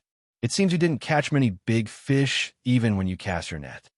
Look at me, Sun Ping, CFAU, Yuan Bunshi, just these 3 nameless students. Old Hong, don't blame me for bullying the weak on this trip to Jing. But if you have the ability to climb out of your coffin and scold me, then you have the ability. As he walked, the old man could finally raise his head and see the grand outline of Great Peace City. The old man shook his box and started to hum a song. I came from the mountains carrying an old box. I'm going to the busy city. Where's my home? Chapter 1191. Tantanon carried a jug of fine wine as he walked down the deserted street. On both sides of the street were the most prestigious mansions in the capital. However, at this time, they were all outside the city to welcome the old man, who was even older than himself. Every door was tightly shut, which saved him a lot of time for this visit. He stopped outside a mansion and raised his head to look at the golden, inscribed board written by the emperor. The plainly dressed prime minister gatekeeper saw this unexpected guest and was somewhat stunned. However, before this year, Tantanon came and went simply, so he didn't make a big fuss. If the time came, he would be caught by the left servant Shi. He could only respectfully go forward and greet him. Huanwen smiled and nodded. He casually said a few words. Old Ma, is your youngest daughter married or not? If she isn't, do you want me to help you kidnap a young man? This made the old gatekeeper, surnamed Ma, very happy. Huanwen was even more familiar with this mansion than his own. He didn't need anyone to lead the way. He walked straight to the Grand Secretary's study and didn't knock on the door. He stepped over the threshold. Zhang Jiulu, who was habitually standing and reading a book, glanced at him out of the corner of his eye and didn't say anything. Huanwen placed the jug of fine wine he had stolen from the Ministry of Rites on the table. He sat on the only chair in the room and said, It really is the noise of cicadas that surpasses the silence of the forest. The 2 old men were best friends. In Tantanon's words, when you raise your butt, I know what shit you're about to shit. Zhang Jiulu quickly understood and said calmly, This is not the noise of cicadas. Qi Yanglong entered the capital on the great path of the sun. It is more like a dragon entering the sea. Huanwen gave a cold snort and casually picked up a few documents on the table. His heart immediately sank. You really want to make a big move on the water transport that the northern nobles single-handedly control and the salt policy that the new nobles in the capital see as their lifeblood? In addition, a few days ago, you proposed in court that the left and right assistant ministers of the Ministry of War patrol the border on a regular basis. Well, the 2 main camps of scholars in the court, the local generals headed by Gu Jiantang, and your removal of the feudal vassals. These 4 huge monsters, not one is left out. Do you think you have too few enemies? Zhang Jiulu didn't raise his head. You count as 1 less. I still have to deal with the abuses of the officials. After the world's poor soldiers advance, it can't be done once and for all. Rules still have to be followed. Huanwen muttered, Crazy, crazy. Zhang Jiulu put away the book in his hand and meticulously placed it back in its original position on the bookcase. The tall Grand Secretary of the current dynasty stood in the shadows and slowly said, Our Liang is not the Dechu that once controlled the left side of the Yangtze River. Regardless of when the remnants of West Shu will be extinguished, the imperial court will continuously transport grain and supplies from the rich and populous lands in the southeast to the capital. This is a national plan that requires 100 years of operation. Furthermore, the war at the border is imminent and has become an urgent matter. Back then, when I proposed the matter of transporting grain by sea, reality proved that it was not feasible. The risk was too great. Even now, we still don't know whether the disappearance of the fleet in the last year of Yonghui was due to a disaster at sea or if they were kidnapped. This canal has the malicious saying of scraping off all the richness of the southeast, but also shows its importance to the imperial court. Back then, the plan I set was indeed to use the southeast taxes to support the northern Liao soldiers and at the same time to force West Shu to rebel. Even so, along the canal every year, the common people stirred up riots over the river water. Therefore, I deliberately did not suppress it. However, in the past few years, the northern nobles who came from the land where the dragon rose to power held the lifeline of the country in their hands and profited without realizing it. They became more and more rampant in their actions. In the 6th year of Yonghui, there were still 9 million dan of grain entering the capital. Where did it go? Even if the grassland bandits were allowed to swagger away with the grain, how much could they take away? In order to appease the so-called founding heroes, the imperial court did not hesitate to set up a second-rank official post for the transport of grain. The 8 chief officials under them, including the grain transport company and the distribution company, were all 5th rank and above officials. If they could peacefully distribute the money, then it would be fine. However, now that West Shu had reclaimed the country, they actually dared to use the so-called ancestral system to forcefully reject the order of the Minister of War, Liu Baijie, to deploy troops. If I don't touch the administration of the transport of grain, who will? When the time comes, will the northern soldiers have to go to war with the Beimang on an empty stomach? Will the soldiers who are going to die for the country eat grain to fill their stomachs and still have to look at other people's faces? Or even beg the transport officials who don't care about the Ministry of Revenue? Huanwen sighed and shook the memorial in his hand. Then this salt administration? Who doesn't earn money? It was originally a fat piece of meat that was eaten by outsiders from the imperial court. Do you have to go to the tiger's den to pull teeth? Zhang Jilu laughed coldly. Stagnant water stinks. Living water is clear. The right to issue the salt seal has been in their hands for more than a decade and earned more money than their descendants can spend in 10 lifetimes. Is the imperial court's reward not generous enough? Great military service should be rewarded to the end. It's time to change the banker and make a lot of money. Huanwen asked, You plan to give it to the Jiangnan aristocratic families who boast of their clean sleeves and carry the bright moon on their shoulders? Zhang Jilu said with a nod. If they don't do this, how could they wholeheartedly work for the court? Otherwise, even if the court fought with West Shu for several dozen years, they would still be able to leisurely enjoy their several dozen years of romance. The rich families have always been like this.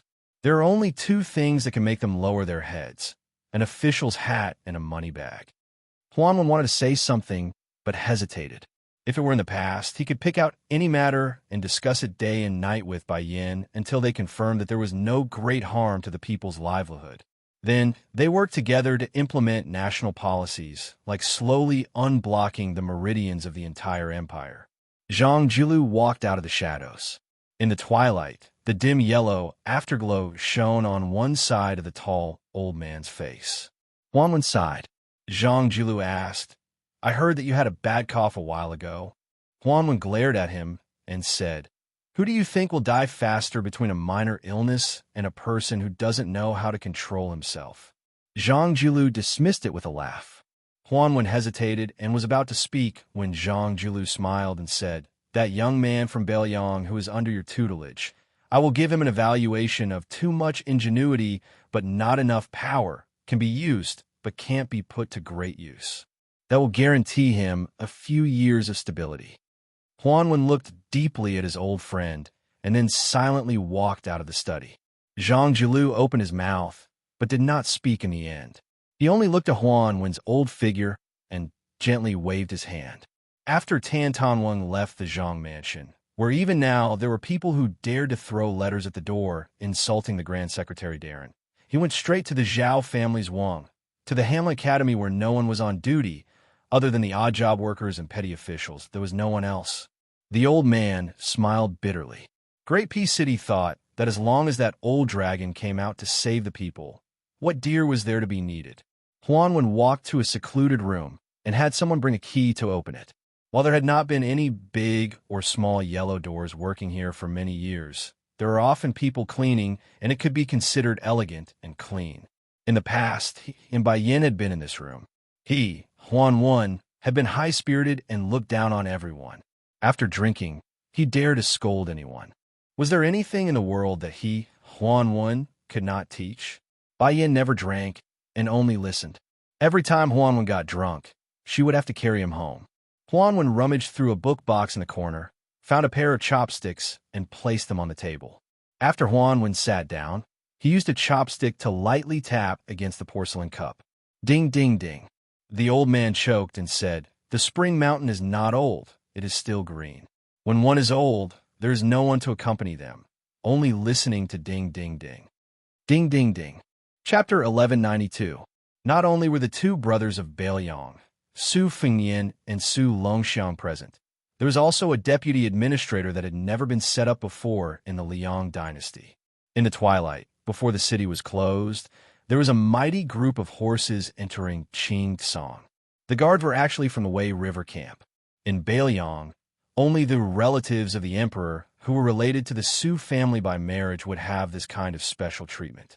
If it wasn't the Lu family in Qingzhou, then it would be the Lin family that produced the god of wealth. As expected, Lu Zhen, who was in charge of welcoming the guests, saw the tall figure of Wang Linquan. He was travel-worn. Originally, Lu Zhen was a bit nervous. After all, Wang Linquan was a pawn who carried the flag for the great general. He was a trusted aide among trusted aides. Now that he had become the new King Liang's father-in-law, he was an influential person of two dynasties. As a scholar, he didn't dare to put on airs in front of such a popular person. However, Wang Linquan was very easy to talk to. Although he didn't deliberately speak warmly, his eyes were sincere. This made Lu Zhen feel a bit better. Lu Zhen had heard before that the two people from Bailiang, who were also from Qingzhou, the Lu family led by the great scholar Lu Dongjiang, was very hard to please. Wang Linquan, who was the richest man in Qingzhou, was very considerate. There had never been any rumors that the Lin family bullied others. Now that he saw it with his own eyes, Lu Zhen believed most of it. Lu Zhen led Wang Linquan to a quiet courtyard in the north of the old Dragon King's residence. There were no strict guard along the way. Wang Linquan, who had sharp eyes, felt a bit of a knot in his heart. He felt that the provincial governor Yang Guangdou was too careless. However, he quickly felt relieved. In today's world, how many masters dared to show off their martial arts in front of the king of Bailiang? However, after Wang Linquan and Lu Zhen crossed the courtyard door, they saw the scene in front of them. They looked at each other in dismay. They saw the young king sitting on the stairs with his sleeves rolled up and washing his brother, Su Longxiang's hair. The young commander of the Dragon Elephant Cavalry was squatting 2 steps down. He raised his butt and lowered his head towards the water basin. Lu Zhen didn't dare to stay any longer and hurriedly took her leave. Su Fengyan held Su Longxiang's hair with one hand and used the other hand to apply local soap on his brother's hair. When he saw his father-in-law, he could only raise his elbow and gesture for Wang Linquan to sit beside him. Su Longxiang turned his head and grinned. This could be considered a greeting. Wang Linquan couldn't help but feel flattered. In Bailiang, the young prince didn't warm up to anyone. Even when he was with his second sister Su Weisheng, he rarely smiled. As Su Fengyan washed Su Longxiang's hair, he said casually, "I can only rest assured when I leave all the big and small businesses in Liuzhou to Uncle Wang. There will definitely be a lot of gossip. Some people will say that I appoint people by favoritism, that I only care about the Su family's money and ignore Bailiang's great achievements. Otherwise, even if I don't avoid family, why would I only use the Wang family and ignore the talented Lu family? Others may not be able to see the twists and turns in this matter, but your Uncle Wang must be well aware. Ever since the death of Liu Feiqi of the Pillar State, Liu Feiqi of the Liu family, Liu Dongjiang, is temporarily unable to support the Liu family. Our master Liu, after his death, first sought an official position for the Liu family's children. After being rejected by his daughter, Liu Qingyan, he has now begun to compete with others for the position of the leader of Beiliang's literary scene. He hasn't been idle for a moment. I can't say anything and can only let him do as he pleases. As long as he doesn't cross the line, there will always be a place for the Liu family at the New Year's Eve dinner on Mount Qingliang.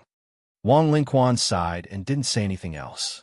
Although the Su family and the Liu family were grasshoppers on the same rope, sharing honor and disgrace, it was difficult for an honest official to resolve family disputes.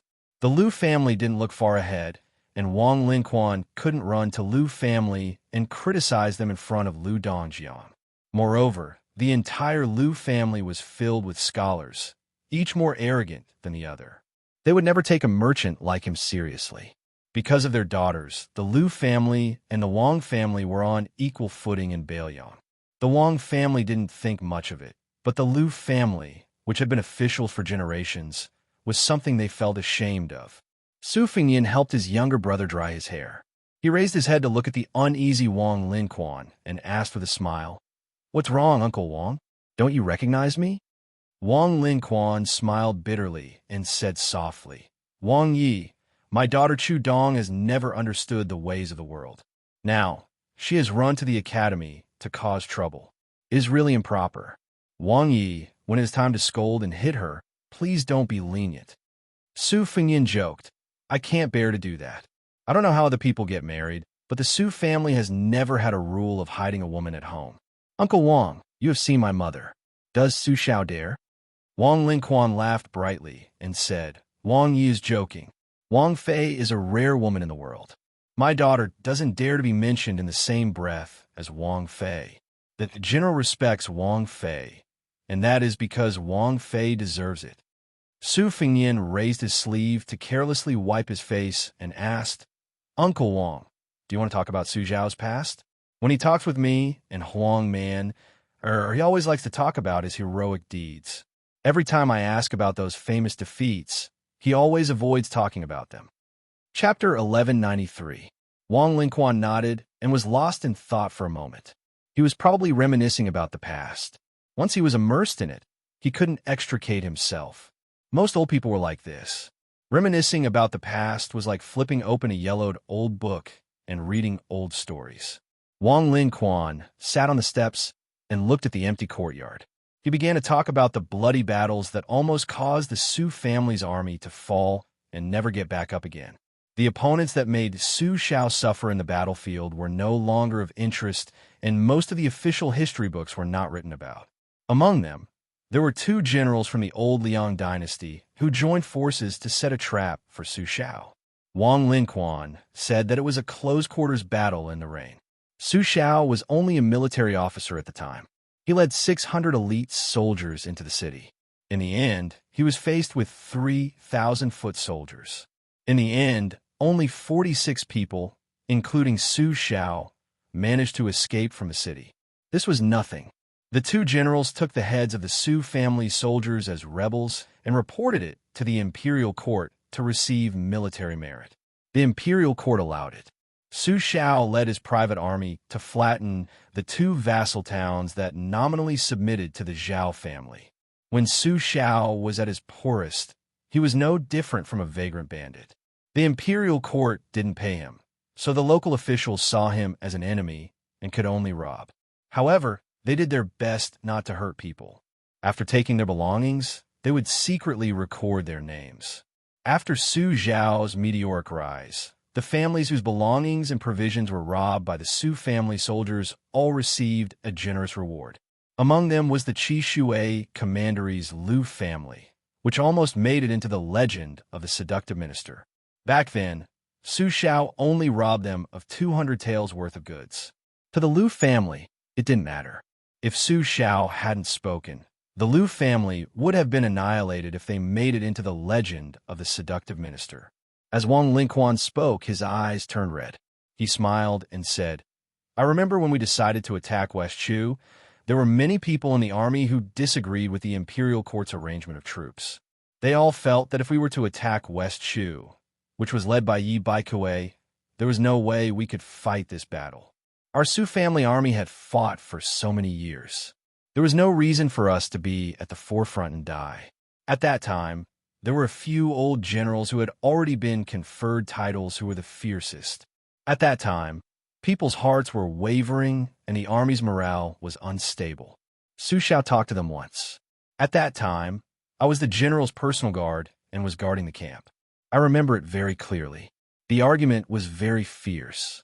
In any case, after that, most of these generals returned to Great Peace City. There weren't many left.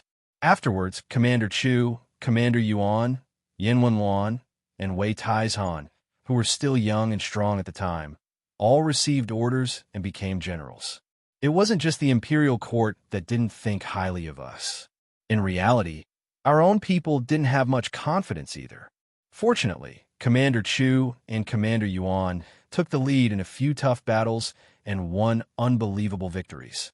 Over the years, Wang Lingquan had seen a few old men who had left the Su family army in the vicinity of Qingzhou.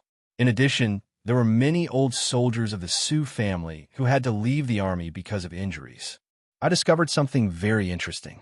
Those who didn't contribute much, but clearly received benefits, didn't know how to be grateful. They liked to often speak ill of Bailiang in a strange manner. On the other hand, those old soldiers who had contributed much but remained nameless didn't ask for anything in return. After so many years, they had always spoken well of the general. Back then, their words carried little weight. No one was willing to listen to their long-winded chatter. Su Fengyan nodded. Right now, Bailiang's situation is similar. In truth, the reasoning isn't that complicated. Many people are essentially businessmen. Whatever they do, they pay attention to self-interest. Making friends, becoming officials, marrying their descendants, singing poems, and so on, they all have a ledger in their hearts that they clearly remember. However, these kinds of people are still in the minority. Su Fengyan smiled and said indifferently, because they have never contributed, they don't care. Wang Lingquan sighed. I'm relieved that your highness thinks this way. After Su Fengyan helped Su Longxiang wash his hair and tie it up, he stood up and poured out the basin of water. Wang Lingquan, the god of wealth, still had a pile of affairs on hand that he needed to decide, so he couldn't stay here any longer.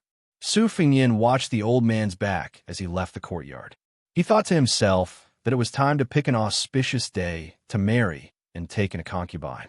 Otherwise, if this dragged on, the Wang and Lu families, who were still minding their own business, might end up quarreling with each other. In the end, he, the son-in-law, would still be in trouble. Wang Lingquan was kind and benevolent, but it didn't mean that the entire Wang family behind him was simple and honest. Although the Lu family seemed to have caused a lot of trouble in Mount Qingliang, Bailiang had no choice but to rely on this in-law to deal with the scholars in the territory in the future. Su Fengyan stood at the top of the stairs with a wooden basin in his hands. He laughed at himself. They're all businessmen who haggle over every ounce. Su Longxiang stood beside his brother. The young man's mouth already had some stubble. He was still skinny, but he was also much taller. Su Fengyan was just about to talk to Huang Manor about the words that had been accumulated in his heart for many years when the blue and white falcon in the sky dashed down, bringing with it a concise secret letter. There were two pieces of news in the letter. Close to 100 Qi refinement warriors from the Guanyin sect of the South Sea had entered Lingzhou. 100 Wu family sword tomb cavalry suddenly appeared in the pugilistic world and headed straight for Bailiang. Chapter 1194. In the northwest frontier fortress, yellow sand stretched for thousands of miles and withered grass was everywhere. As far as the eye could see, it was a vast yellow. The group of men and women in white who were as graceful as white butterflies were particularly eye-catching. They entered Liangzhou along the border of Lingzhou and continued to draw an arc. They leisurely came to Bailiang's fourth province, Liuzhou. Not long after they crossed the border, there was a group of cavalry waiting for them. Nominally, they were escorting this group of immortals from the isolated island in the South Sea to Qingtsang City, but in fact, they were monitoring. Lord Tantai Pingjing did not care about this, but some of the Qi cultivators in the sect were resentful. They felt that their good intentions were treated as ill intent, and that the young vassal king was too unappreciative. However, the reason why the Lord did not need to pacify them was because the 600 cavalrymen in light armor were too valiant. Their leader was the famous deputy general of the Longxiang army, Li Mofen. He was a devil in the Bailiang army who killed people like flies. His horse fighting ability was recognized as second only to the commander of the cavalry, Yuan Zuozong. In the wind and sand, Li Mofen rode in the front. In addition to the standard spear, knife, and crossbow of the Bailiang cavalry, there were 2 halberd pouches on both sides of the horse, containing no less than 20 short halberds. In addition, there were 2 long swords hanging on his left and right waist. At first glance, it was simply like an armory on horseback. Of course, Li Mofen was not an embroidered pillow. He was one of the top 3 archers in the Bailiang army. His swordsmanship, knife skills, and spear skills were all perfect. Su Xiao relied on this person very much. He once joked that when Li Mofen married a woman, he would make him the deputy commander, and he could choose any cavalry or infantry army he wanted. The reason why he said this was because Li Mofen had a strange hobby that was not presentable. He was fond of men. The personal guards outside the tent had always been young and handsome soldiers. Su Xiao had always turned a blind eye to this. It was really because Li Mofen was too brave and good at fighting. If he was placed in any army in Liang, he would be a pillar of strength who could bear the heavy responsibility of being the leader. When the water was too clear, there would be no fish. The Northern Liang army had paid a lot of hidden costs to be able to fight well. For example, they ostracized strategists from the aristocratic families. Chu Lushan, Li Mofen, and the like had pushed many people out of the Northern Liang army. The Dragon Elephant cavalry led by Li Mofen did not communicate with the Qi cultivators of the Guanyin sect. Both sides moved forward in silence, like a black and white snake slithering across a yellow satin surface. When they were approaching Qingtsang City, the leader Li Mofen saw a person in the distance. He suddenly stopped his horse and twitched the corner of his mouth, revealing a gloating expression. He lightly glanced at the immortal masters in white not far away. This fierce general of the Bailiang raised his hand gently. The entire cavalry team almost stopped moving at the same time, without the slightest bit of noise. Li Mofen turned his horse around and faced the people of the Guanyin sect. He gently stroked the halberd tail and the sheepskin pouch with one hand, making up his mind to watch the fire burn across the river. In front of the Qi cultivators, a carriage without a coachman appeared. A young man in black stood quietly in front of the carriage, a huge black tiger lying at his feet. This beast lazily dozed off. Even though it was lying on its stomach, its tall back almost reached the skinny young man's armpit. Li Mofen subconsciously stretched out his hand and rubbed his neck. His memory was still fresh in his mind. When the chief commander first became the commander of the Longxiang army, he and the deputy General Wang Lingbao were not convinced. In the end, both of them went up to the martial arts arena together. Wang Lingbao fought head-on and was kicked 7 to 8 feet away, falling out of the martial arts arena. Li Mofen, on the other hand, managed to withstand a few more blows, but his fate was even worse. He was grabbed by Su Longxiang like a chicken and swung around before being thrown out of the martial arts arena. Su Longxiang did not even bother to pat off the dust on his body. The young man obviously did not have enough fun. He hooked his finger at a large group of captains who were watching the battle, hinting for them to replace Li Mofen and Wang Lingbao. In the end, including the 2 deputy generals, there were 12 captains and more than 40 senior captains. Without exception, they were all beaten up by the new commander. During this period, Su Longxiang suffered no less than 100 punches and kicks. Except for the occasional swaying of his body and moving a step or two, he never fell to the ground. In this way, Su Longxiang was able to secure his position as the commander of the Longxiang army. It was only then that he was able to lead the 10,000 cavalrymen behind him in a reckless charge. Furthermore, Su Longxiang had the leisure and elegance to lead a large group of military officers to act as ordinary crossbowmen and chase down a large group of horse bandits. However, although Li Mofan admired Commander Su's astonishing martial prowess on the battlefield, he was still somewhat worried. After all, the combat on the martial arts field was not a life-and-death battle between two armies. Often, the more eye-catching a general was, the easier it was for him to be heavily surrounded. Li Mofan himself had experienced more than 60 battles, big and small. The most soul-stirring battle he had ever experienced was not when he happened to chance upon those famous enemy generals in the midst of 10,000 soldiers. Instead, it was when an inconspicuous old soldier had snuck up on him like a cat and thrust out a sinister saber. Not only did the tip of the saber nearly pierce through Li Mofan's armor, it also nearly twisted Li Mofan's abdomen. The funny thing was that Li Mofan still did not know the appearance of that old saber wielder who looked like an ordinary soldier. Who was he? Also, Li Mofan had seen many insufferably arrogant military aces. In the end, they either died tragically under a rain of arrows or under the hooves of horses. Not to mention the distant ones. In the Bailiang army right in front of him, there were fish-duck treading crossbows that were specifically used to target enemy generals. In the Spring and Autumn War, who knew how many Jianghu ruffians with great martial prowess had their hearts pierced by these crossbows? The reason Jianghu people were not willing to go to the battlefield and make a name for themselves was largely because of their extraordinary martial prowess. It was very easy for them to be swallowed up by an army that was like a sea of ants. Also, the military had always been a place that paid the most attention to rules. The Jianghu experts were mostly idle and did not want to be restrained.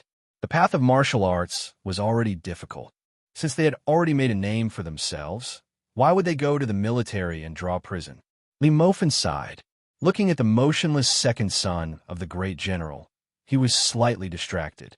He still remembered when he had followed the great general to Bailiang. Along the way, during a celebratory feast, the great general had drunk and raised his cup to point in the direction of Great Peace City. He grinned and said, "The legs of civil officials kneel there every day. Us old men who lead soldiers to war. Only one of us goes to the border. Of the 9 kingdoms of spring and autumn, other than the southern Tang that we threw to Gu Jiantang as leftovers, we have gone through all of them. Now, there are only the 3 provinces of Bailiang left. One day, even if I, Su Xiao, am unable to personally bring all of you to the northern Mang royal court, my son will bring all of you there for a walk."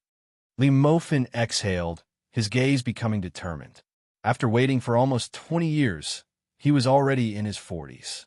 Mother Kerr, his 5-year-old grandson, already knew how to tease the neighbor's daughter. There was finally a big battle to fight. Chapter 1195. Su Longxiang lightly twisted his neck.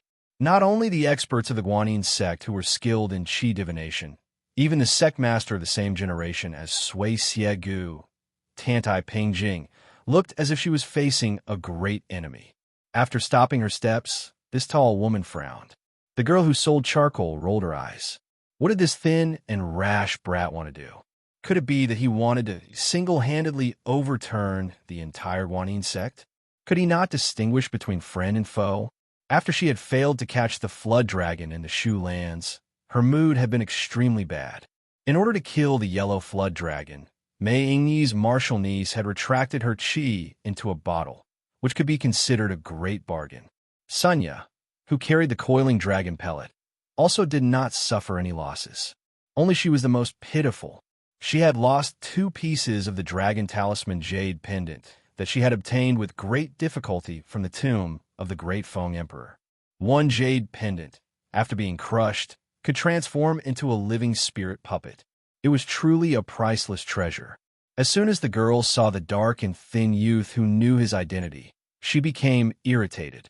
With a thought, she flew out. She did not believe that this murderous brat would really dare to kill someone. Su Longxiang had not completely enlightened himself, but in the end, he was enlightened. He knew that on the lake outside the Yuyan Mountain Villa, his brother had clashed with these people. Later on, there was a young woman who was a sword embryo, who repeatedly had ill intentions. Su Longxiang came alone to block the way. This was to tell the Guanyin sect that he was not the commander of the 30,000 Longxiang army. He was only the younger brother of Su Fengnian, Huang Manor. As for whether the Guanyin sect understood, and whether they were willing to accept this welcoming gift, Su Longxiang did not care. Su Longxiang was originally hesitating whether to directly beat them up or not. In the end, he saw the barefoot woman, whose body was covered in sword intent and not sword qi, rush over. Su Longxiang lowered his head and looked at his feet. The corner of his mouth curled up. He had encountered someone who also did not like to wear shoes. But that's not the reason why I won't beat you up. The girl selling coal suddenly sensed a majestic, murderous aura. She closed her eyes and didn't head straight for Butcher's second son, whose achievements even Nanjiang had heard of. Instead, she tapped lightly on the ground as she flew. Her body made a half arc in the air and then fell rapidly. Just as her toes were about to touch the ground, she sensed Su Longxiang's attack in advance. Her delicate body bent slightly, and she sped up to cover a distance of 30 to 40 feet. From beginning to end, she was flying and stopping in the air, as if lotuses were blooming under her feet. Li Mofen, who was leisurely watching from the sidelines, clicked his tongue and laughed. She was not simple, and she was even a little girl who had comprehended the mysterious finger technique. With such a beautiful and practical lightness skill, she could do whatever she wanted in Jianghu. Su Longxiang's left foot slid horizontally across the yellow sand for an inch. At the same time, the charcoal girl immediately changed her flying trajectory. Her figure rose several feet, and she retreated a bit upside down. Then her body rotated. Her snow-white long sleeves were faintly discernible, and her spiritual qi was moving. It was even more obvious that she was untraceable before the thunderous attack. Su Longxiang moved. Very straightforwardly, he crashed into the girl with the fancy movements in a straight line. The moment Su Longxiang's knee bent, the girl selling coal was still hesitating whether to ride her sword to defend or use her lightness skill to avoid the sharp edge. Then, in the next moment, she no longer had the chance to attack. Su Longxiang raised his knee in the air and sent the charcoal girl, who the layman thought was trying to knock into him, flying. The speed was so fast that only Tantai Pingjing was able to see the clues. The moment Su Longxiang raised his foot, the girl selling coal had completely lost the initiative.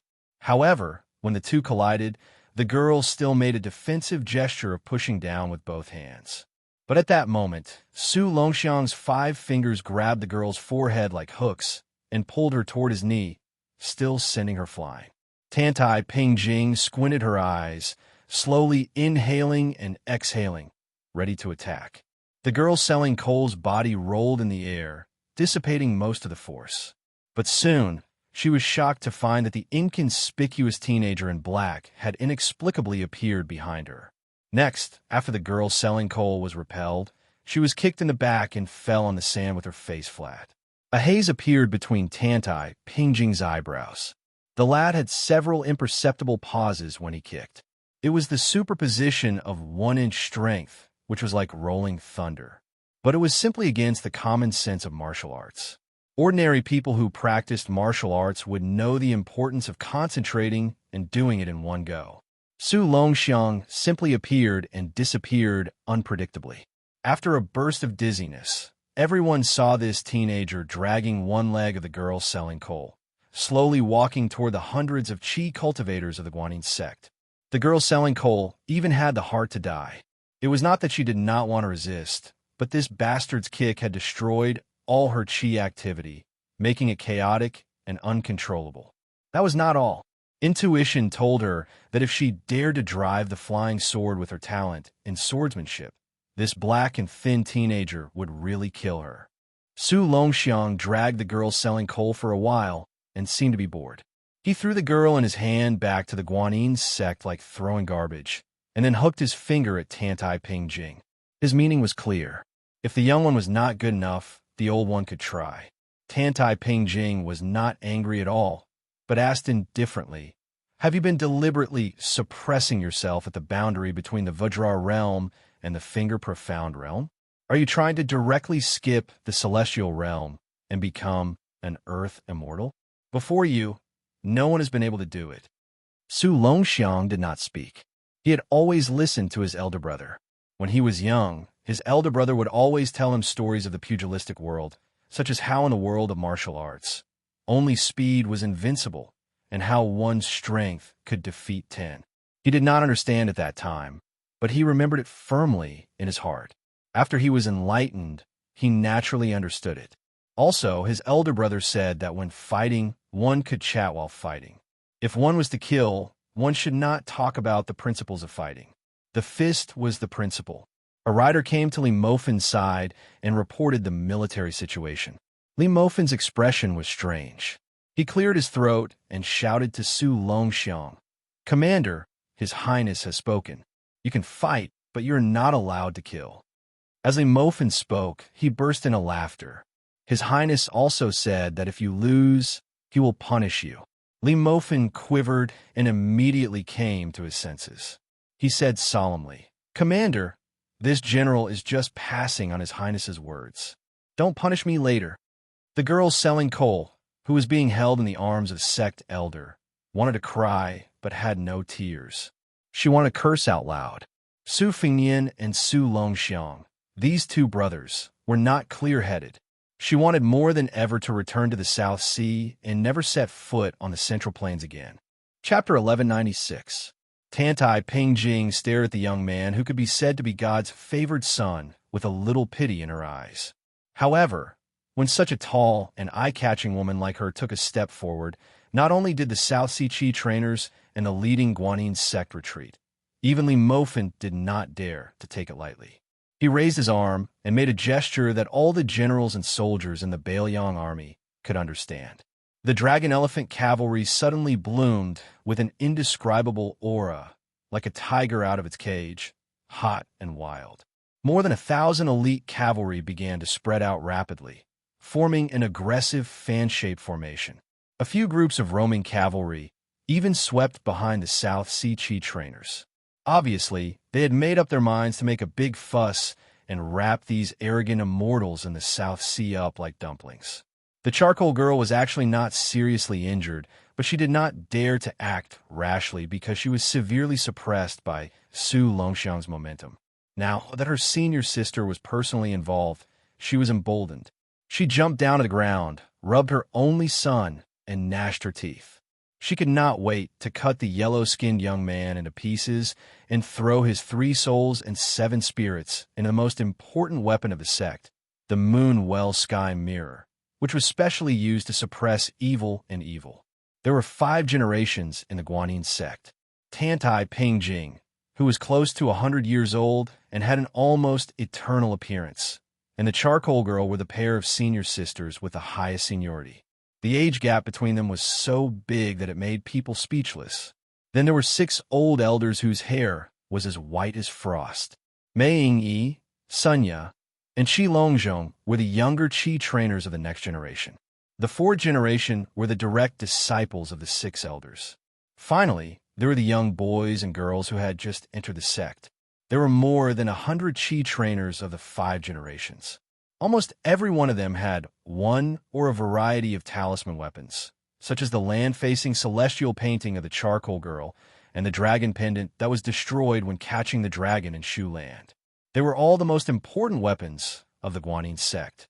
In addition, there was the disciplined elder's willow branch clear vase, which was only 3 inches high, but actually weighed 600 pounds. Naturally, there was a universe inside. Sunya's coiling dragon stone block that contained thunder and lightning could suppress evil and evil. It was also a work of God that was in accordance with the way of heaven. Talisman swords were even more common in the field of Qi trainers. It was just that the Guanyin sect was seriously damaged in the dragon-slaying battle in the southern border. Therefore, there was the storm of asking for 81 talisman sword from the Dragon Rock sword furnace of the Yuyan Mountain Villa. Later, there were 2 famous swordsmen in the world who came uninvited, Dong Tai and Sui Siegu. The latter enjoyed eating swords, which made the Guanyin sect, which had a strong foundation, feel even more difficult to deal with. Tantai Pingjing did not have the demeanor of a master like her junior sister, who had provoked the charcoal girl. She just walked forward like an ordinary strong woman, as if she had met an acquaintance and wanted to greet him. But this time, Su Longxiang waited for an opportunity for a longer time, especially when Tantai Pingjing imperceptibly paused or even took a step back. Su Longxiang was in a trance, as if he had returned to his childhood in the prince's mansion on Mount Qingliang and became a silly Huang man. Su Longxiang seemed to have thought of something. He scratched his head and looked relieved. His brother had said that when encountering something that he could not figure out, he should just stop thinking about it. Whether he could beat his opponent or not, he should prove it with his fists. If he could not beat his opponent, he should just run away. The green hills would not change and the green water would flow forever. At the worst, he could just say that he would meet his opponent again someday. Without the knot in his heart, Su Longxiang's entire aura and appearance changed completely. This was not strange in the eyes of the Dragon Elephant Cavalry led by Li Mofan, but in the eyes of the Qi cultivators of the Guanyin sect who were good at observing aura, it was strange. With the war imminent, when experts faced the enemy, the change of the state of mind was a big taboo. The kind of freak who broke through the bottleneck in several life and death battles and was able to rise from the brink of death was, after all, a rare existence. In the Liang Walin, where heroes gathered for the past 100 years, Wang Xinji counted as one, Gu Jiantang counted as half, and the other outstanding figures like Li Chungang and Chao Chongqing, who were publicly recognized as having outstanding talent, also rose in realms naturally. Of course, after Su Fengyin defeated Wang Xinji, as many rumors, true or false, gradually spread, Su Fengyin became another martial arts genius after Wang Xinji, who was proficient in using battle to nurture battle. Otherwise, the people of Jianghu really could not understand how a playboy who had not even practiced martial arts for 5 years could leap to the top and become the champion of Jianghu. Was it not enough that the Su family had one Su Fengyin, who was said to be invincible in the world, and now there was another Su Longxiang? All the good things in the world had been taken by the Su family. Did they still want to give others a way to live? Was it possible that one day Su Fengyin would get tired of being the world's #1 and hand over the #1 position to his younger brother? Nowadays, the so-called powerful and influential families in the Jianghu were all based on whether or not there were 2 first-pin experts in the sect who could stand side by side. Of course, if only one person reached the celestial state, it was enough to lead the sect and overlook the Jianghu. But there was absolutely no reason for one family or one sect to have 2 experts in martial arts. Even the Wu family sword tomb could not do this, because it was much more difficult than the 3 princes of the 4th generation, the father and the son, and the 2 top scholars in the imperial court. At this time, in the eyes of the Qi cultivator, the flow of the Qi of the prominent young man was like a ball of prairie fire turning into a pool of stagnant water. A moment ago, it was full of vitality, but in the next moment, it was completely lifeless and lifeless. Tantai Pingjing, whose figure was even better than that of the northern warriors, stopped and walked. Finally, she was only 5 or 6 steps away from Su Longxiang. She lowered her head and looked at the interesting young man who was born as King Kong, but deliberately suppressed the rising of his realm. She smiled and said, "Come and hit me. If you hit me, you win. In the future, I will follow your brother's orders in Liuzhou." Su Longxiang shook his head with a serious expression. Tantai Pingjing smiled knowingly. She had already understood the young man's meaning. That is, in the territory under the jurisdiction of Beiliang, no matter who it was, as long as they set foot in Beiliang, they would have to listen to her brother. This principle did not require him to defeat anyone to win. This was a matter of course. Before her brother inherited the title and became the king of Beiliang, Su Fengyin's words had always been the loudest in Mount Qingliang. He was even more powerful than their father, Su Shao. Now that he had become the vassal king, not only his mansion, but also the whole Beiliang should be the same. Tantai Pingjing was not angry. She still had a clean smile on her face.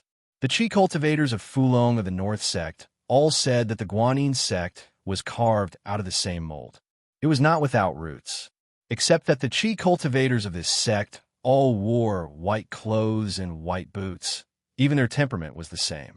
They all had a kind of otherworldly spirit. They did not respect the common people or the kings, but only ghosts and gods.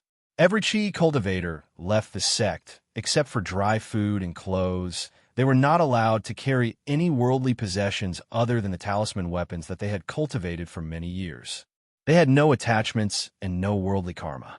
Only then could they achieve a pure Taoist heart.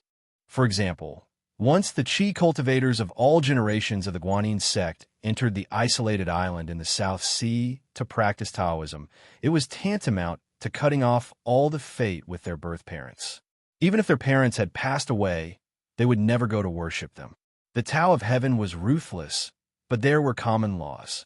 Qi cultivators were the fishermen who mended the wide net of Tao of Heaven and caught the fish that escaped the net. Therefore, the great immortal Qi Xianzhu on the demon-slaying platform once sent a message to the Guanyin sect. In fact, it was more like a question. Tao of Heaven has 50. Why does the Tao of Heaven only give rise to 49? The sage said that people escape from one, but where is the one? This was the reason why Tantai Pingjing had been in closed-door training all these years. At that time, Dongtai raised the sea and drowned the Guanyin sect with his sword. His momentum was imposing, but in fact it was not the real reason why Tantai Pingjing came out of closed-door training in advance. It was because she had been in closed-door training for many years but could not find the one. This time, Tantai Pingjing moved the sect to the north because she wanted to find it somewhere else. Tantai Pingjing had always been silent in the Guanyin sect. She did not take any disciples. She had been in charge of the sect for nearly 60 years and had accumulated a lot of power. Even the elders would feel uncomfortable when they saw this young suzerain who was almost enlightened, not to mention the juniors like Mei Yingyi, Sunya, and Qi Longzhou. They would be satisfied if they could talk to the suzerain who was really high in status and figure for a year. These people all felt that the suzerain had a rare affection from the bottom of her heart for this young man. Regardless of gender, many disciples of the Guanyin sect who did not have a deep heart were a little jealous. Tantai Pingjing was not far away from Su Longxiang. Her smile was tranquil and quiet. However, a little illusory green water droplet appeared in front of her out of nowhere. The water droplet fell down and formed two water lines. It was like a drawing of the moon, and ripples were bursting. In an instant, a big round mirror was constructed between her and Su Longxiang. The mirror was sparkling, and the green water ripples were rippling. They looked at each other, and their vision was blurred. From Su Longxiang's side, he could only see the rough outline of the other party. The Qi cultivators of the Guanyin sect looked at each other in dismay. Even a highly experienced charcoal girl was extremely moved. In the final analysis, the reason why the Guanyin sect could compete with the Northern Dragon warriors of the entire Liang dynasty was actually because of two talisman weapons. The celestial painting from the painting saint of the Dafeng dynasty was to suppress Yuxiu in Jianghu. The moon-well heavenly mirror in front of the suzerain's senior sister was to suppress all kinds of bell spirits in the world who insisted on breaking the shackles of Tao. Both of them were favored by the Reiki of heaven and earth because of fate. However, the more powerful things were, the more they would not be controlled and wanted to cross the thunder pool. The Guanyin sect had to suppress these two guys who were not satisfied with the gift of Tao of Heaven. After Tantai Pingjing appeared, in the mirror, she smiled and stretched out her hand to Su Longxiang, indicating that the young man did not need to show mercy and could just do his best. Chapter 1197. Then, everyone saw Su Longxiang fiercely crash into the mirror and appear in front of Tantai Pingjing. He punched down. Most of the Guanyin sect disciples, who had never seen their sect's national weapon in their lives, let out a subconscious gasp. But then, they saw their sect master's entire body shatter like an artifact made of colored glass, turning into fireflies that filled the sky. Without any hesitation, Su Longxiang rushed to the next place. As expected, another mirror soon appeared in front of him. After he crashed into it again, Tantai Pingjing, who had broken the glass body, repeated this tirelessly. On the yellow sand ground, in the short time it took for an incense stick to burn, Su Longxiang had entered the mirror and broken the glass no less than 100 times. Every time before the body was broken, Tantai Pingjing would always have a calm smile.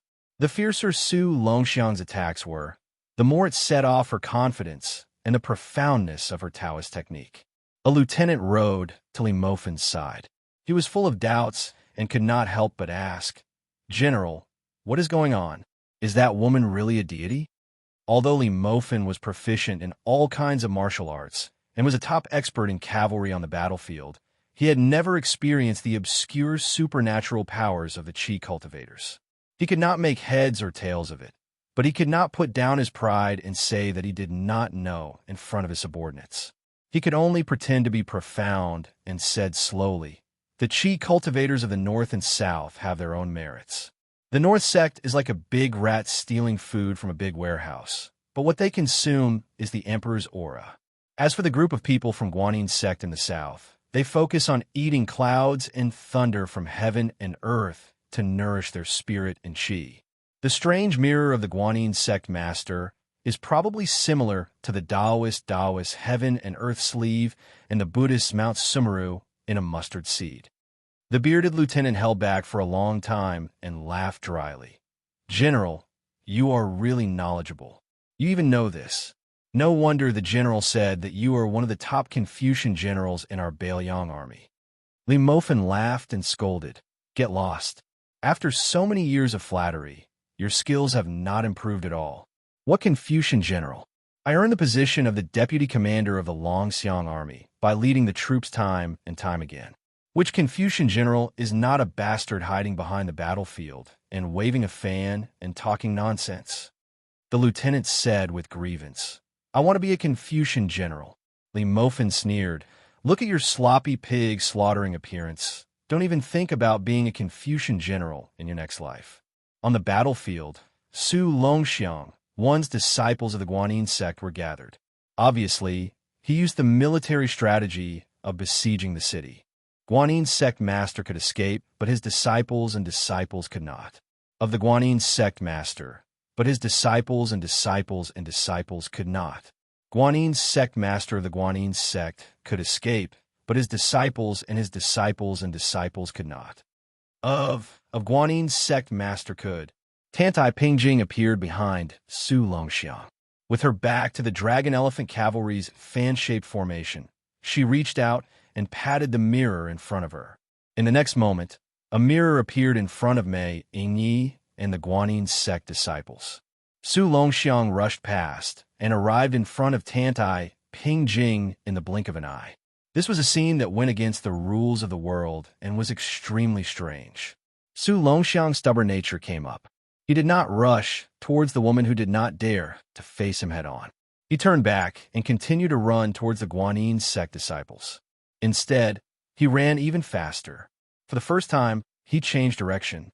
His speed was so fast that people could only see a blurry figure. Then, within a radius of 1,000 feet, Su Longxiang was everywhere. This scene was very similar to the method used by Wang Xianji in the battle with Useless Monk. In the world of martial arts, as long as one reached the peak, all paths led to the same destination. There was no escape from the two words, speed and accuracy. One was to take the initiative, the other was to have a clear target. Having both was equivalent to being in an invincible position and achieving victory. In the battle of swordsmanship in the world, no matter how big the differences between the two factions were, there was no objection to the two words of speed and accuracy. The peach blossom sword god Dong Tai was able to suppress all the swordsmen in the world before Li Chungang reappeared in Jianghu, because his flying sword had the reputation of flowing fire in the heavens. As time went by, Su Longxiang still could not touch a corner of the clothes of Tantai Pingjing and the disciples of the Guanin sect. Even Li Mofin was a little anxious, not to mention the group of officers and commandants who were as rough and unyielding as the sandstorm in the northwest. They were all eager to have a try. As soon as they heard the order, they would spur their horses to charge and kill everyone, regardless of whether they were immortals or chi trainers. At this moment, a black dot in the distance was approaching steadily. Gradually, people could see the figure clearly. He came alone and stood outside the Dragon Elephant Cavalry and the Guanyin sect. The three of them were like two horns to each other. But 1,000 Dragon Elephant Cavalry and more than 100 Chi trainers, who had the absolute advantage in numbers, could not take away the slightest bit of the man's elegance and momentum. He stood there alone, completely overshadowing the limelight of the two.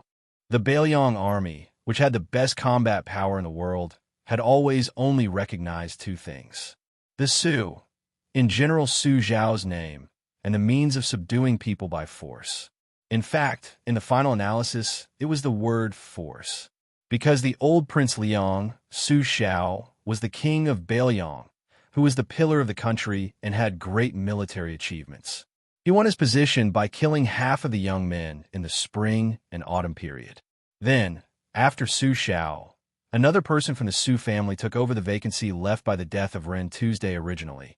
Most people thought that this was a feat that even the gods could not do after Su Zhao's death. But that person did it. It was very simple. He killed Wang Xinji. At this moment, Su Fengyin was standing here. When he received the news that the Guanyin sect and the Wu family's sword mound had entered the country respectively, he naturally valued the latter more. He was prepared to personally go to the border between the two provinces to welcome them.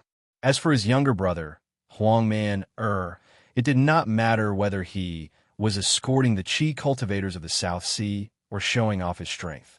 With how much Su Fengyin doted on Huangman there was nothing in the world that Huangman could not do. But at the last moment, Su Fengyin was still not at ease. After all, the wealth that the Guanyin sect had accumulated over hundreds of years could not be underestimated. The charcoal girl's crafty tricks in Yinji County and the land pilgrimage map almost caused him, the so-called most powerful person in the world, to fall into her trap. Therefore, he changed his mind halfway. He wanted to see Huangman with his own eyes before he went to welcome the 100 withered swordsmen of the sword mound. Perhaps Su Fengyin himself did not feel that there was anything wrong with looking on with folded arms. However, whether it was the 1,000 brave and valiant Dragon Elephant Cavalry led by Lim Mofen, or the 100 over Qi refinement warriors of the South Sea who were ignorant and inexperienced but had heard of his name like thunder, they all felt a kind of silent and enormous pressure. Especially those cavalry soldiers under the Su flag. They all subconsciously tightened their grip on their iron spears. They were afraid that the vassal king would look down on their invincible Long Xiang army. And to the Qi cultivators, that Wang Xinji of the martial emperor city was the biggest fish that escaped the net in the world. But no matter if it was the Qi cultivators of the south or the north, they could not do anything to him. Then, with the death of the old monster Wang, this suffocating feeling that was enough to make people despair was imperceptibly transferred to the young vassal king, who dared to face this person as an enemy. This person wasn't someone who could be challenged just because they had more people. At the very least, no matter how many people there were, could they be more than the 300,000 Bailiang cavalry under his command? Tantai Pingjing turned her head and looked at the slightly abrupt, slender figure in the distance. Under her eyes, there was a trace of indescribable, complex emotions. Su Longxiang had already fallen into a state of madness. He lowered his head and clenched his fists. He was far from being exhausted, but he began to gasp for breath like an ancient, fierce beast. His qi had traveled no less than 700 miles in an instant. This had already crossed the Dragon Gate threshold of 600 miles in the new martial arts list. Tantai Pingjing withdrew her gaze. Coincidentally, Su Longxiang turned his head and she saw the young man's red eyes. If it was just a naughty and mischievous young man's playfulness before, and he did not really want to hurt people, then at this moment, Su Longxiang really had the intention to kill. He had a pure heart. Doing good came from his heart, and doing evil was also straightforward. Chapter 1198. There was a saying in Tianluan, sage Zhang of Confucianism, that the way of heaven was constant. It did not exist for sages, nor did it die for ferocious people. It meant that the way of heaven was unpredictable. Although man was the head of all spirits, he could not interfere with the eternal operation of the way of heaven. This undoubtedly brought great confusion to chi trainers who carried out justice on behalf of heaven. They had to be careful every time they went fishing for fear that they would go in the opposite direction of the way of heaven. At that time, chi trainers would have to bear the karma. This was also why Taoist immortals who cultivated themselves alone could often ascend to heaven, but great chi trainers often could not die well, let alone become immortals. For example, at this time, it was difficult for Tantai Pingjing to judge whether Su Longxiang was good or bad, and whether she should detain his soul into the Moonwell. In fact, in the Moonwell Sky Mirror, in addition to those recognized evil leaders, there were many famous sages. However, chi trainers often kept the latter a secret. The reason why gentlemen were often beheaded for 5 generations was that chi trainers were often the executioners.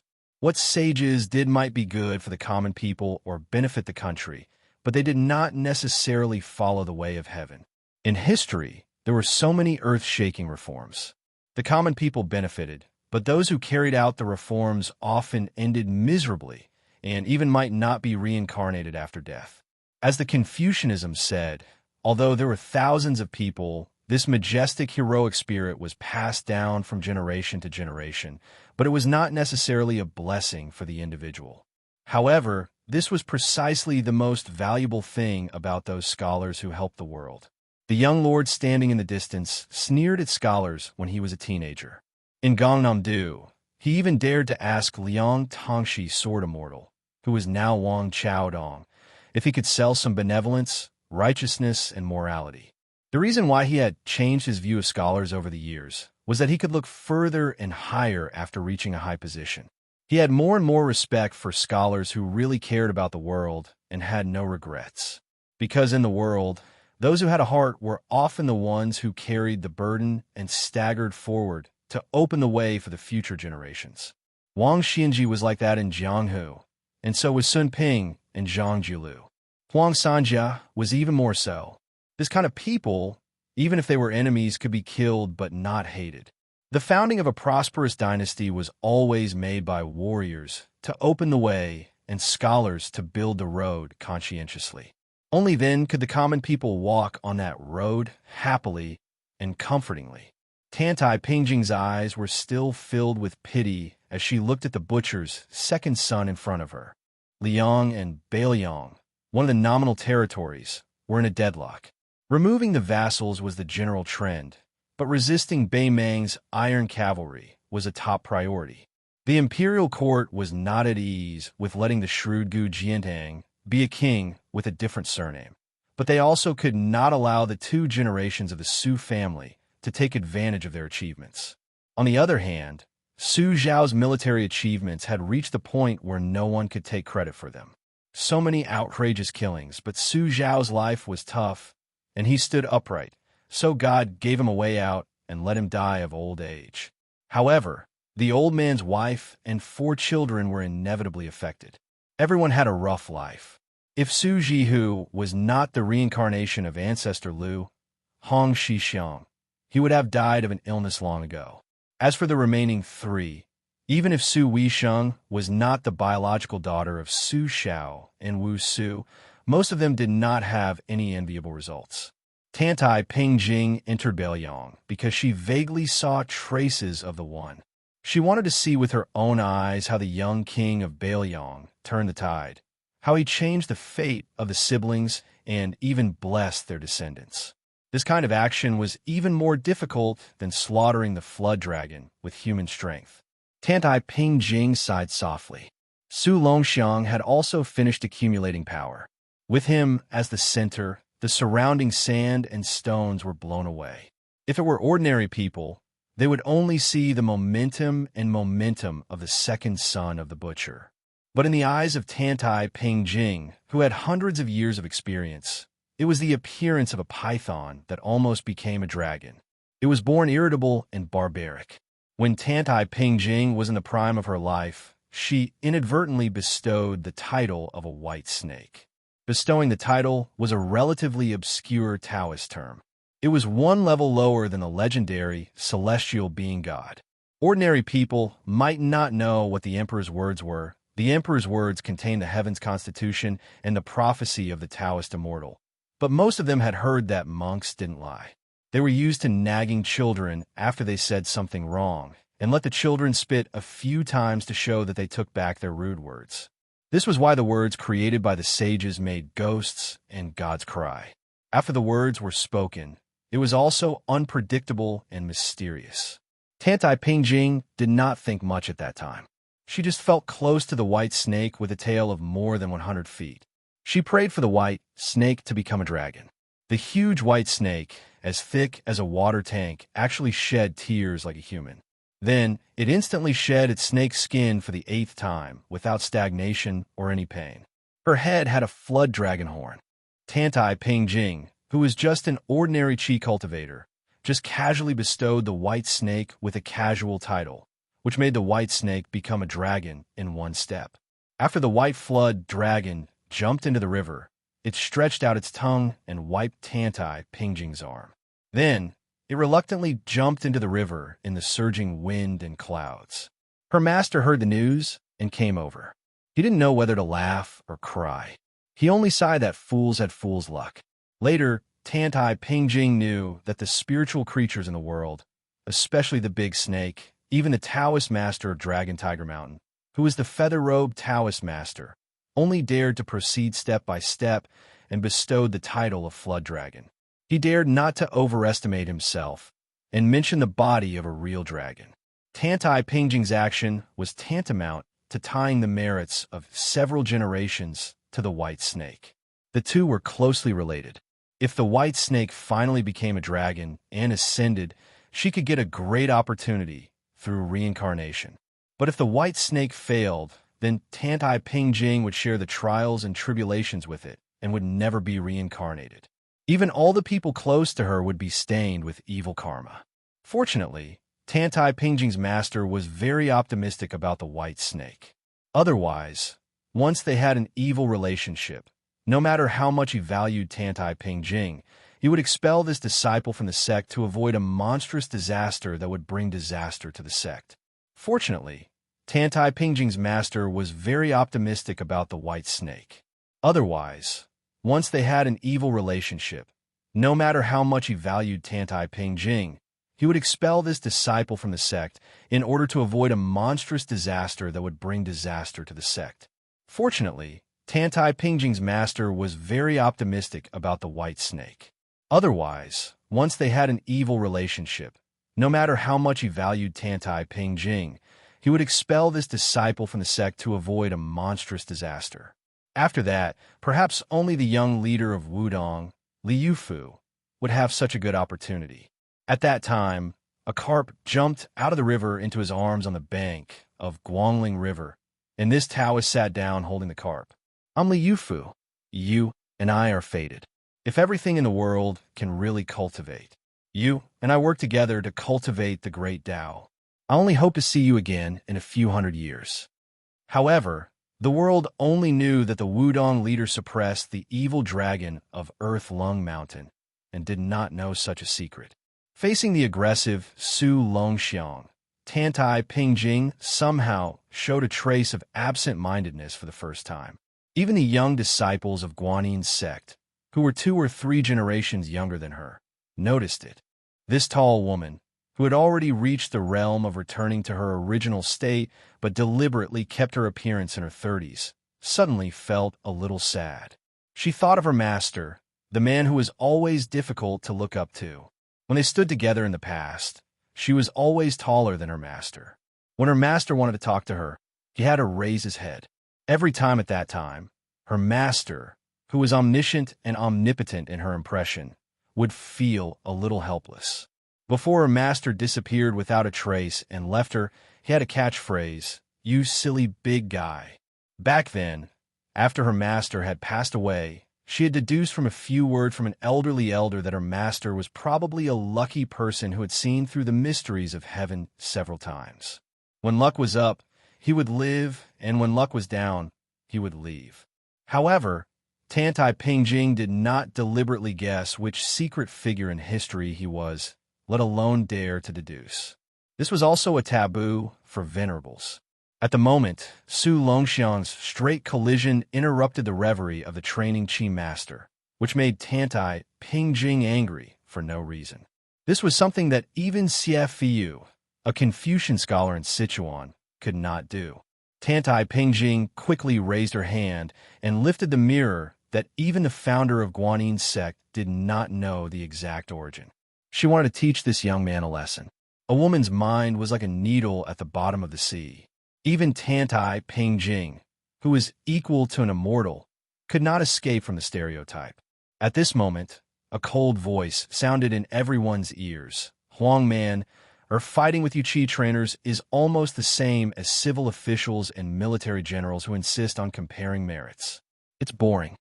The next moment, a figure rushed through the moon, sky mirror before Su Longxiang and walked to Tantai Pingjing. When he broke the mirror, there was no ripple on the moon, sky mirror. But after passing through the mirror, the water ripples jumped happily. It was like an old object meeting an old owner. The mirror was not like a mirror, but like the broken moon in the well. Su Fingyin came to the front of the unusually tall Guanyin sect master. He had to raise his head slightly to look at her at the same level. He smiled politely and then turned to Huang Man. He rubbed his head. The young man, who was still manic and restless, immediately calmed down. Tantai Pingjing looked at the back of the young man, her lips trembling slightly. She said the two words, but they were silent. Chapter 1199.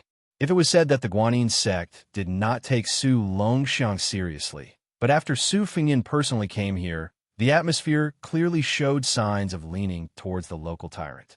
Fortunately, Su Fingyin did not use his power to bully others. Instead, he took the initiative to walk towards the old woman that he had met once outside Yuyin Mountain Villa.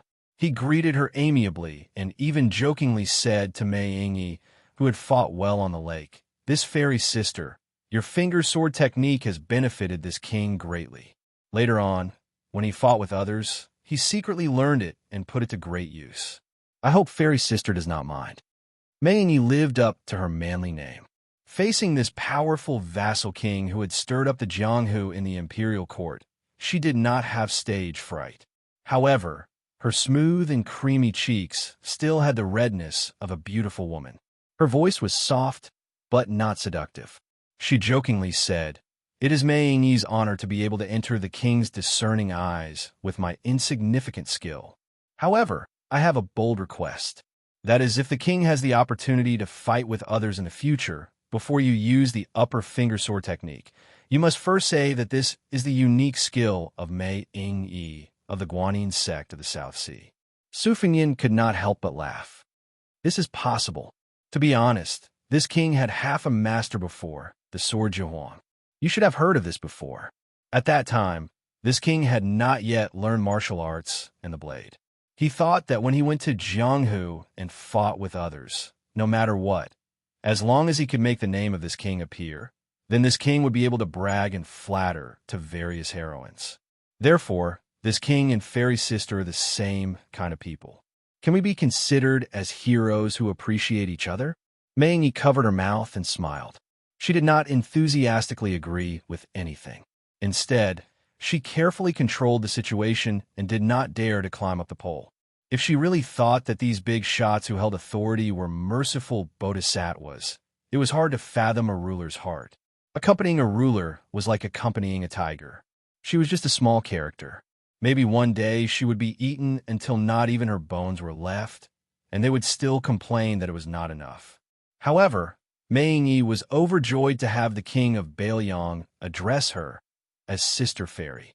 She didn't try to hide the joy on her face. Su Fingyin turned his head and looked at a certain young Qi refinement warrior who was sneakily hiding behind his senior brother. He smiled and said, "Why? Can't you recognize this king who has changed his hair color? Back then, you were very arrogant. Once you saw this king, you would casually sit on the river." The young man's face turned red. He walked out from behind his fellow disciples and bitterly said, To be able to exchange blows with Wang Ye. I have no regrets in this life. Even if Wang Ye wants to beat or kill me today, I, Su Qingxing, will not complain at all. I won't dare to retaliate either. Su Fengyan smiled and said, "Oh, you're from the same family. Then I really have no reason to fight with you. Now that you're in Lu Province, don't treat yourself as an outsider. If you need any heavenly materials and earthly treasures that Bailiang has, feel free to ask. For the sake of our family, this king doesn't have the face to hide anything." The young man chuckled and said, "Then I won't treat you as an outsider. When the time comes, if Wang Ye is stingy, I, Su Qingxing, will run to the entrance of the Wang Ye residence and make a scene." Su Fengyan nodded and dismissed it with a smile. The girl who sold charcoal fiercely turned her head and rolled her eyes. She increasingly disliked this treacherous fellow who had a honeyed mouth and a sword in his heart. After that, Su Fengyan asked for a war horse from the Dragon Elephant Cavalry and symbolically sent this batch of Qi cultivators from the South Sea for a period of time. Riding side by side with Tantai Pingjing, the sect master of the Guanyin sect, who had already completely recovered her calm state of mind, asked indifferently, "When will the Beimang army go south?" Su Fengyan also did not treat this as a military secret that could not be divulged. He said frankly, "Some small-scale battles will be very fast. At the beginning of the year, they were stunned by my younger brother's 10,000 Dragon Elephant Cavalry. The new king of the South Yard, Dong Zhuo, and the Empress of Beimang should not be able to swallow this grievance. Even if they can, in order to appease the army, they urgently need a hearty victory to make a good start and get a good omen. However, as for which border of the three provinces in cool and flowing, Beimang is also not sure. They can only cope with all changes by remaining unchanged. Sect Master Tantai, you want to use this to accumulate merit. This king also needs you to give blessings to the fallen soldiers. I hope that both of us can." Tantai Pingjing smiled and continued the topic, "Happy business." Su Fengyan was stunned for a moment. This does not seem like something that would come out of the mouth of an otherworldly expert like Sect Master. What followed was a natural long silence. Their identities and ages were as different as heaven and earth. It was really difficult to find a topic to exchange pleasantries. Before leaving, Tantai Pingjing finally said something irrelevant. "My late master once set foot in the Jianghu of the Central Plains twice. The first time was to go to the demon-slaying platform of Dragon Tiger Mountain to discuss Taoism with immortal Qi. The second time was to find the whereabouts of a white flood dragon. My late master once left behind a will. That white flood dragon was different from the common river boas. It did not follow the river into the sea, but swam upstream. My late master only calculated that the white flood dragon swam to the gate of hell and then disappeared." Su Fengyan sat high on the horse without holding the reins. He folded his hands in his sleeves and said with a smile, "Sect Master Tantai, are you guessing that the white flood dragon sneaked all the way to Bailiang?" This king casually asked. "The common people worship the flood dragon as deities. But you Qi cultivators, especially Sect Master who has achieved the Tao, can hunt and kill the flood dragon. Why do you care about the whereabouts of a river flood dragon that has not yet turned into a dragon? Could it be that there's a reason behind this? If it does not involve the private affairs of the Guanyin sect, can you tell me something?" Tantai Pingjing shook her head and said in a stiff tone, "This has nothing to do with the situation in Bailiang. I have no comment." Su Fengyan did not force her, nor was he interested in getting to the bottom of the matter. He just smiled and did not take it to heart. The 1,000 Dragon Elephant Cavalry under the direct command of Li Imo Fan did not continue to escort. Su Fengyan returned the war horse to the ordinary cavalryman and sat behind his younger brother Su Longxiang, who was his coachman. Obviously, his fellow soldiers were very envious of the guy whose war horse was sat on by the young lord. The horseman also regarded it as a great honor and had a complacent look on his face. After the bearded lieutenant approached, he patted the horseman's head and scolded with a smile, "Motherfucker, you brat, don't be so sentimental and ask me for your military merit in the future." Although the cavalryman was not very old, he was a veteran of the Longxiang army. Last time, He had cut off the head of a northern barbarian. At that time, he only used it as the head of an ordinary Baimang cavalryman to calculate his military merit. Later on, from the news that spread from Baimang's southern court, he found out that the fellow was a member of the royal family with the surname of Yelu. Although he was only a branch of Yelu and could not be considered the purest descendant of the royal family, according to Bailiang's military law, he should at least be a lieutenant. This brave soldier was not convinced and ran to the bearded lieutenant every 2 to 3 days to ask for his military merit. In fact, everyone knew that being a lieutenant was secondary. The main reason was to take the opportunity to squeeze the wine out of the lieutenant who loved wine like his life. This time, when the prince wanted to borrow a horse, the lieutenant had a bright idea and gave this opportunity to that brat. He thought that he should let go of the few remaining jars of wine, right? Unexpectedly, the cavalryman glared at him and said, "Lieutenant, let me say this first. This is a different matter. If you dare to go back on your word, do you believe that this subordinate will not report this matter to the prince?" Report this matter to the prince? None of the soldiers around the cavalryman felt that there was anything wrong with his words. In our Bailiang, the king of Bailiang was the rightful emperor. He only lacked a dragon robe and a dragon throne. It was just that our prince did not care for those two things. The bearded lieutenant gritted his teeth and said, F***K, don't talk nonsense with this old man. Today, I'll make things clear to you, brat. When we go back, I'll give you an entire jar of wine. How about it?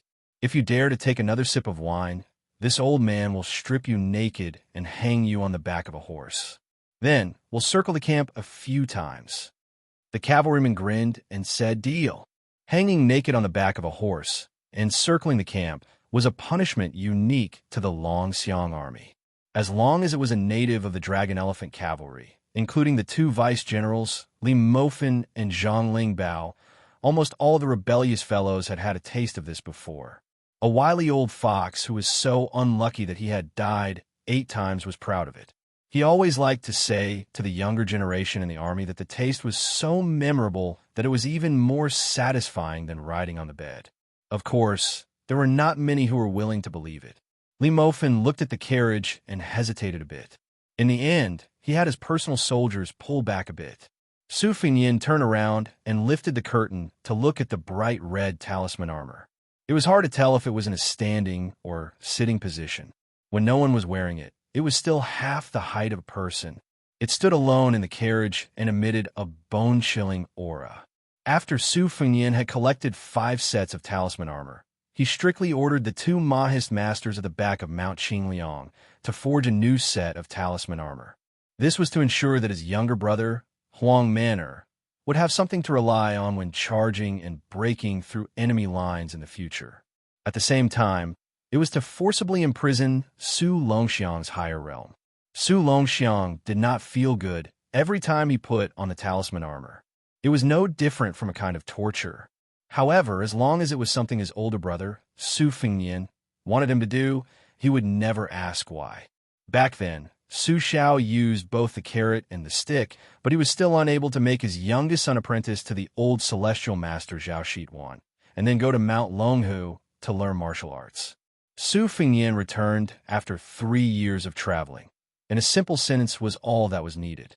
Not to mention the imperial vassal Wang family. Even between brothers of ordinary landowning households, there were all kinds of differences. If it wasn't a struggle for status, then it was a struggle for seniority.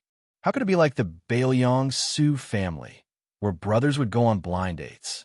Chapter 1200. After Su Fingyin became the king of Bailiang, he first had to subdue the civil officials, pacify the border army, and fight against Wang Xinji. He never had a chance to talk to Huang Manor, or rather, he never knew how to talk to Huang Manor. After Huang Manor was enlightened, he calmed down and had his own ideas. After the expansion of the army, the Longxiang army, which had 30,000 soldiers and horses, was well managed by the youth. However, Su Fingyin was used to treating Huang Manor as the child with 2 snots. When Huang Manor grew up, he felt a sense of unfamiliarity that he didn't know how to talk to him.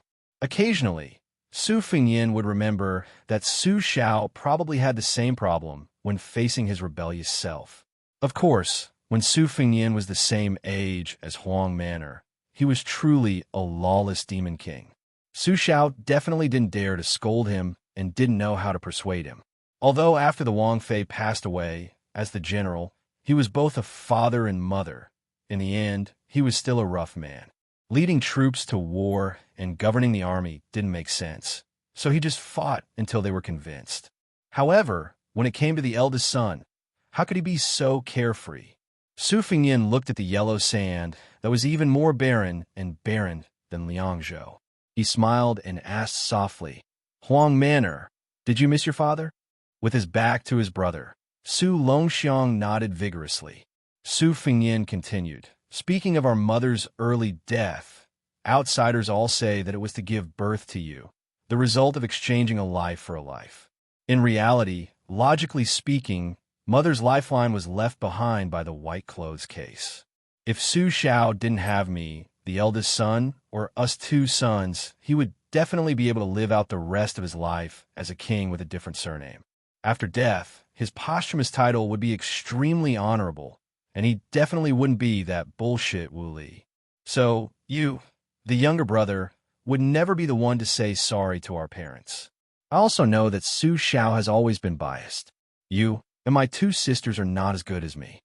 Su Longxiang held the reins and didn't say anything. Su Fengnian leaned against the wall of the carriage and looked at the sky that was higher and wider than anywhere else in Lyon. He said softly, "Su Xiao is actually very good to us, to the point that he can't be any better. Except for my two sisters, I'm the older brother and you're the younger brother, so it's different. But this isn't because Su Xiao is really biased. He doesn't feel sorry for you and your two sisters. But he was a boar who joined the army to kill enemies at the age of 14. How could he know the difficulties of his children as a father? After Su Xiao left, in order to deal with Wang Xinji, I went into an out-of-body state. That was how I saw Su Xiao when he was young, not as impressive as he was after he went to Bailiang. I saw Su Xiao standing outside the Grand Council office without bending his back or crippling his legs.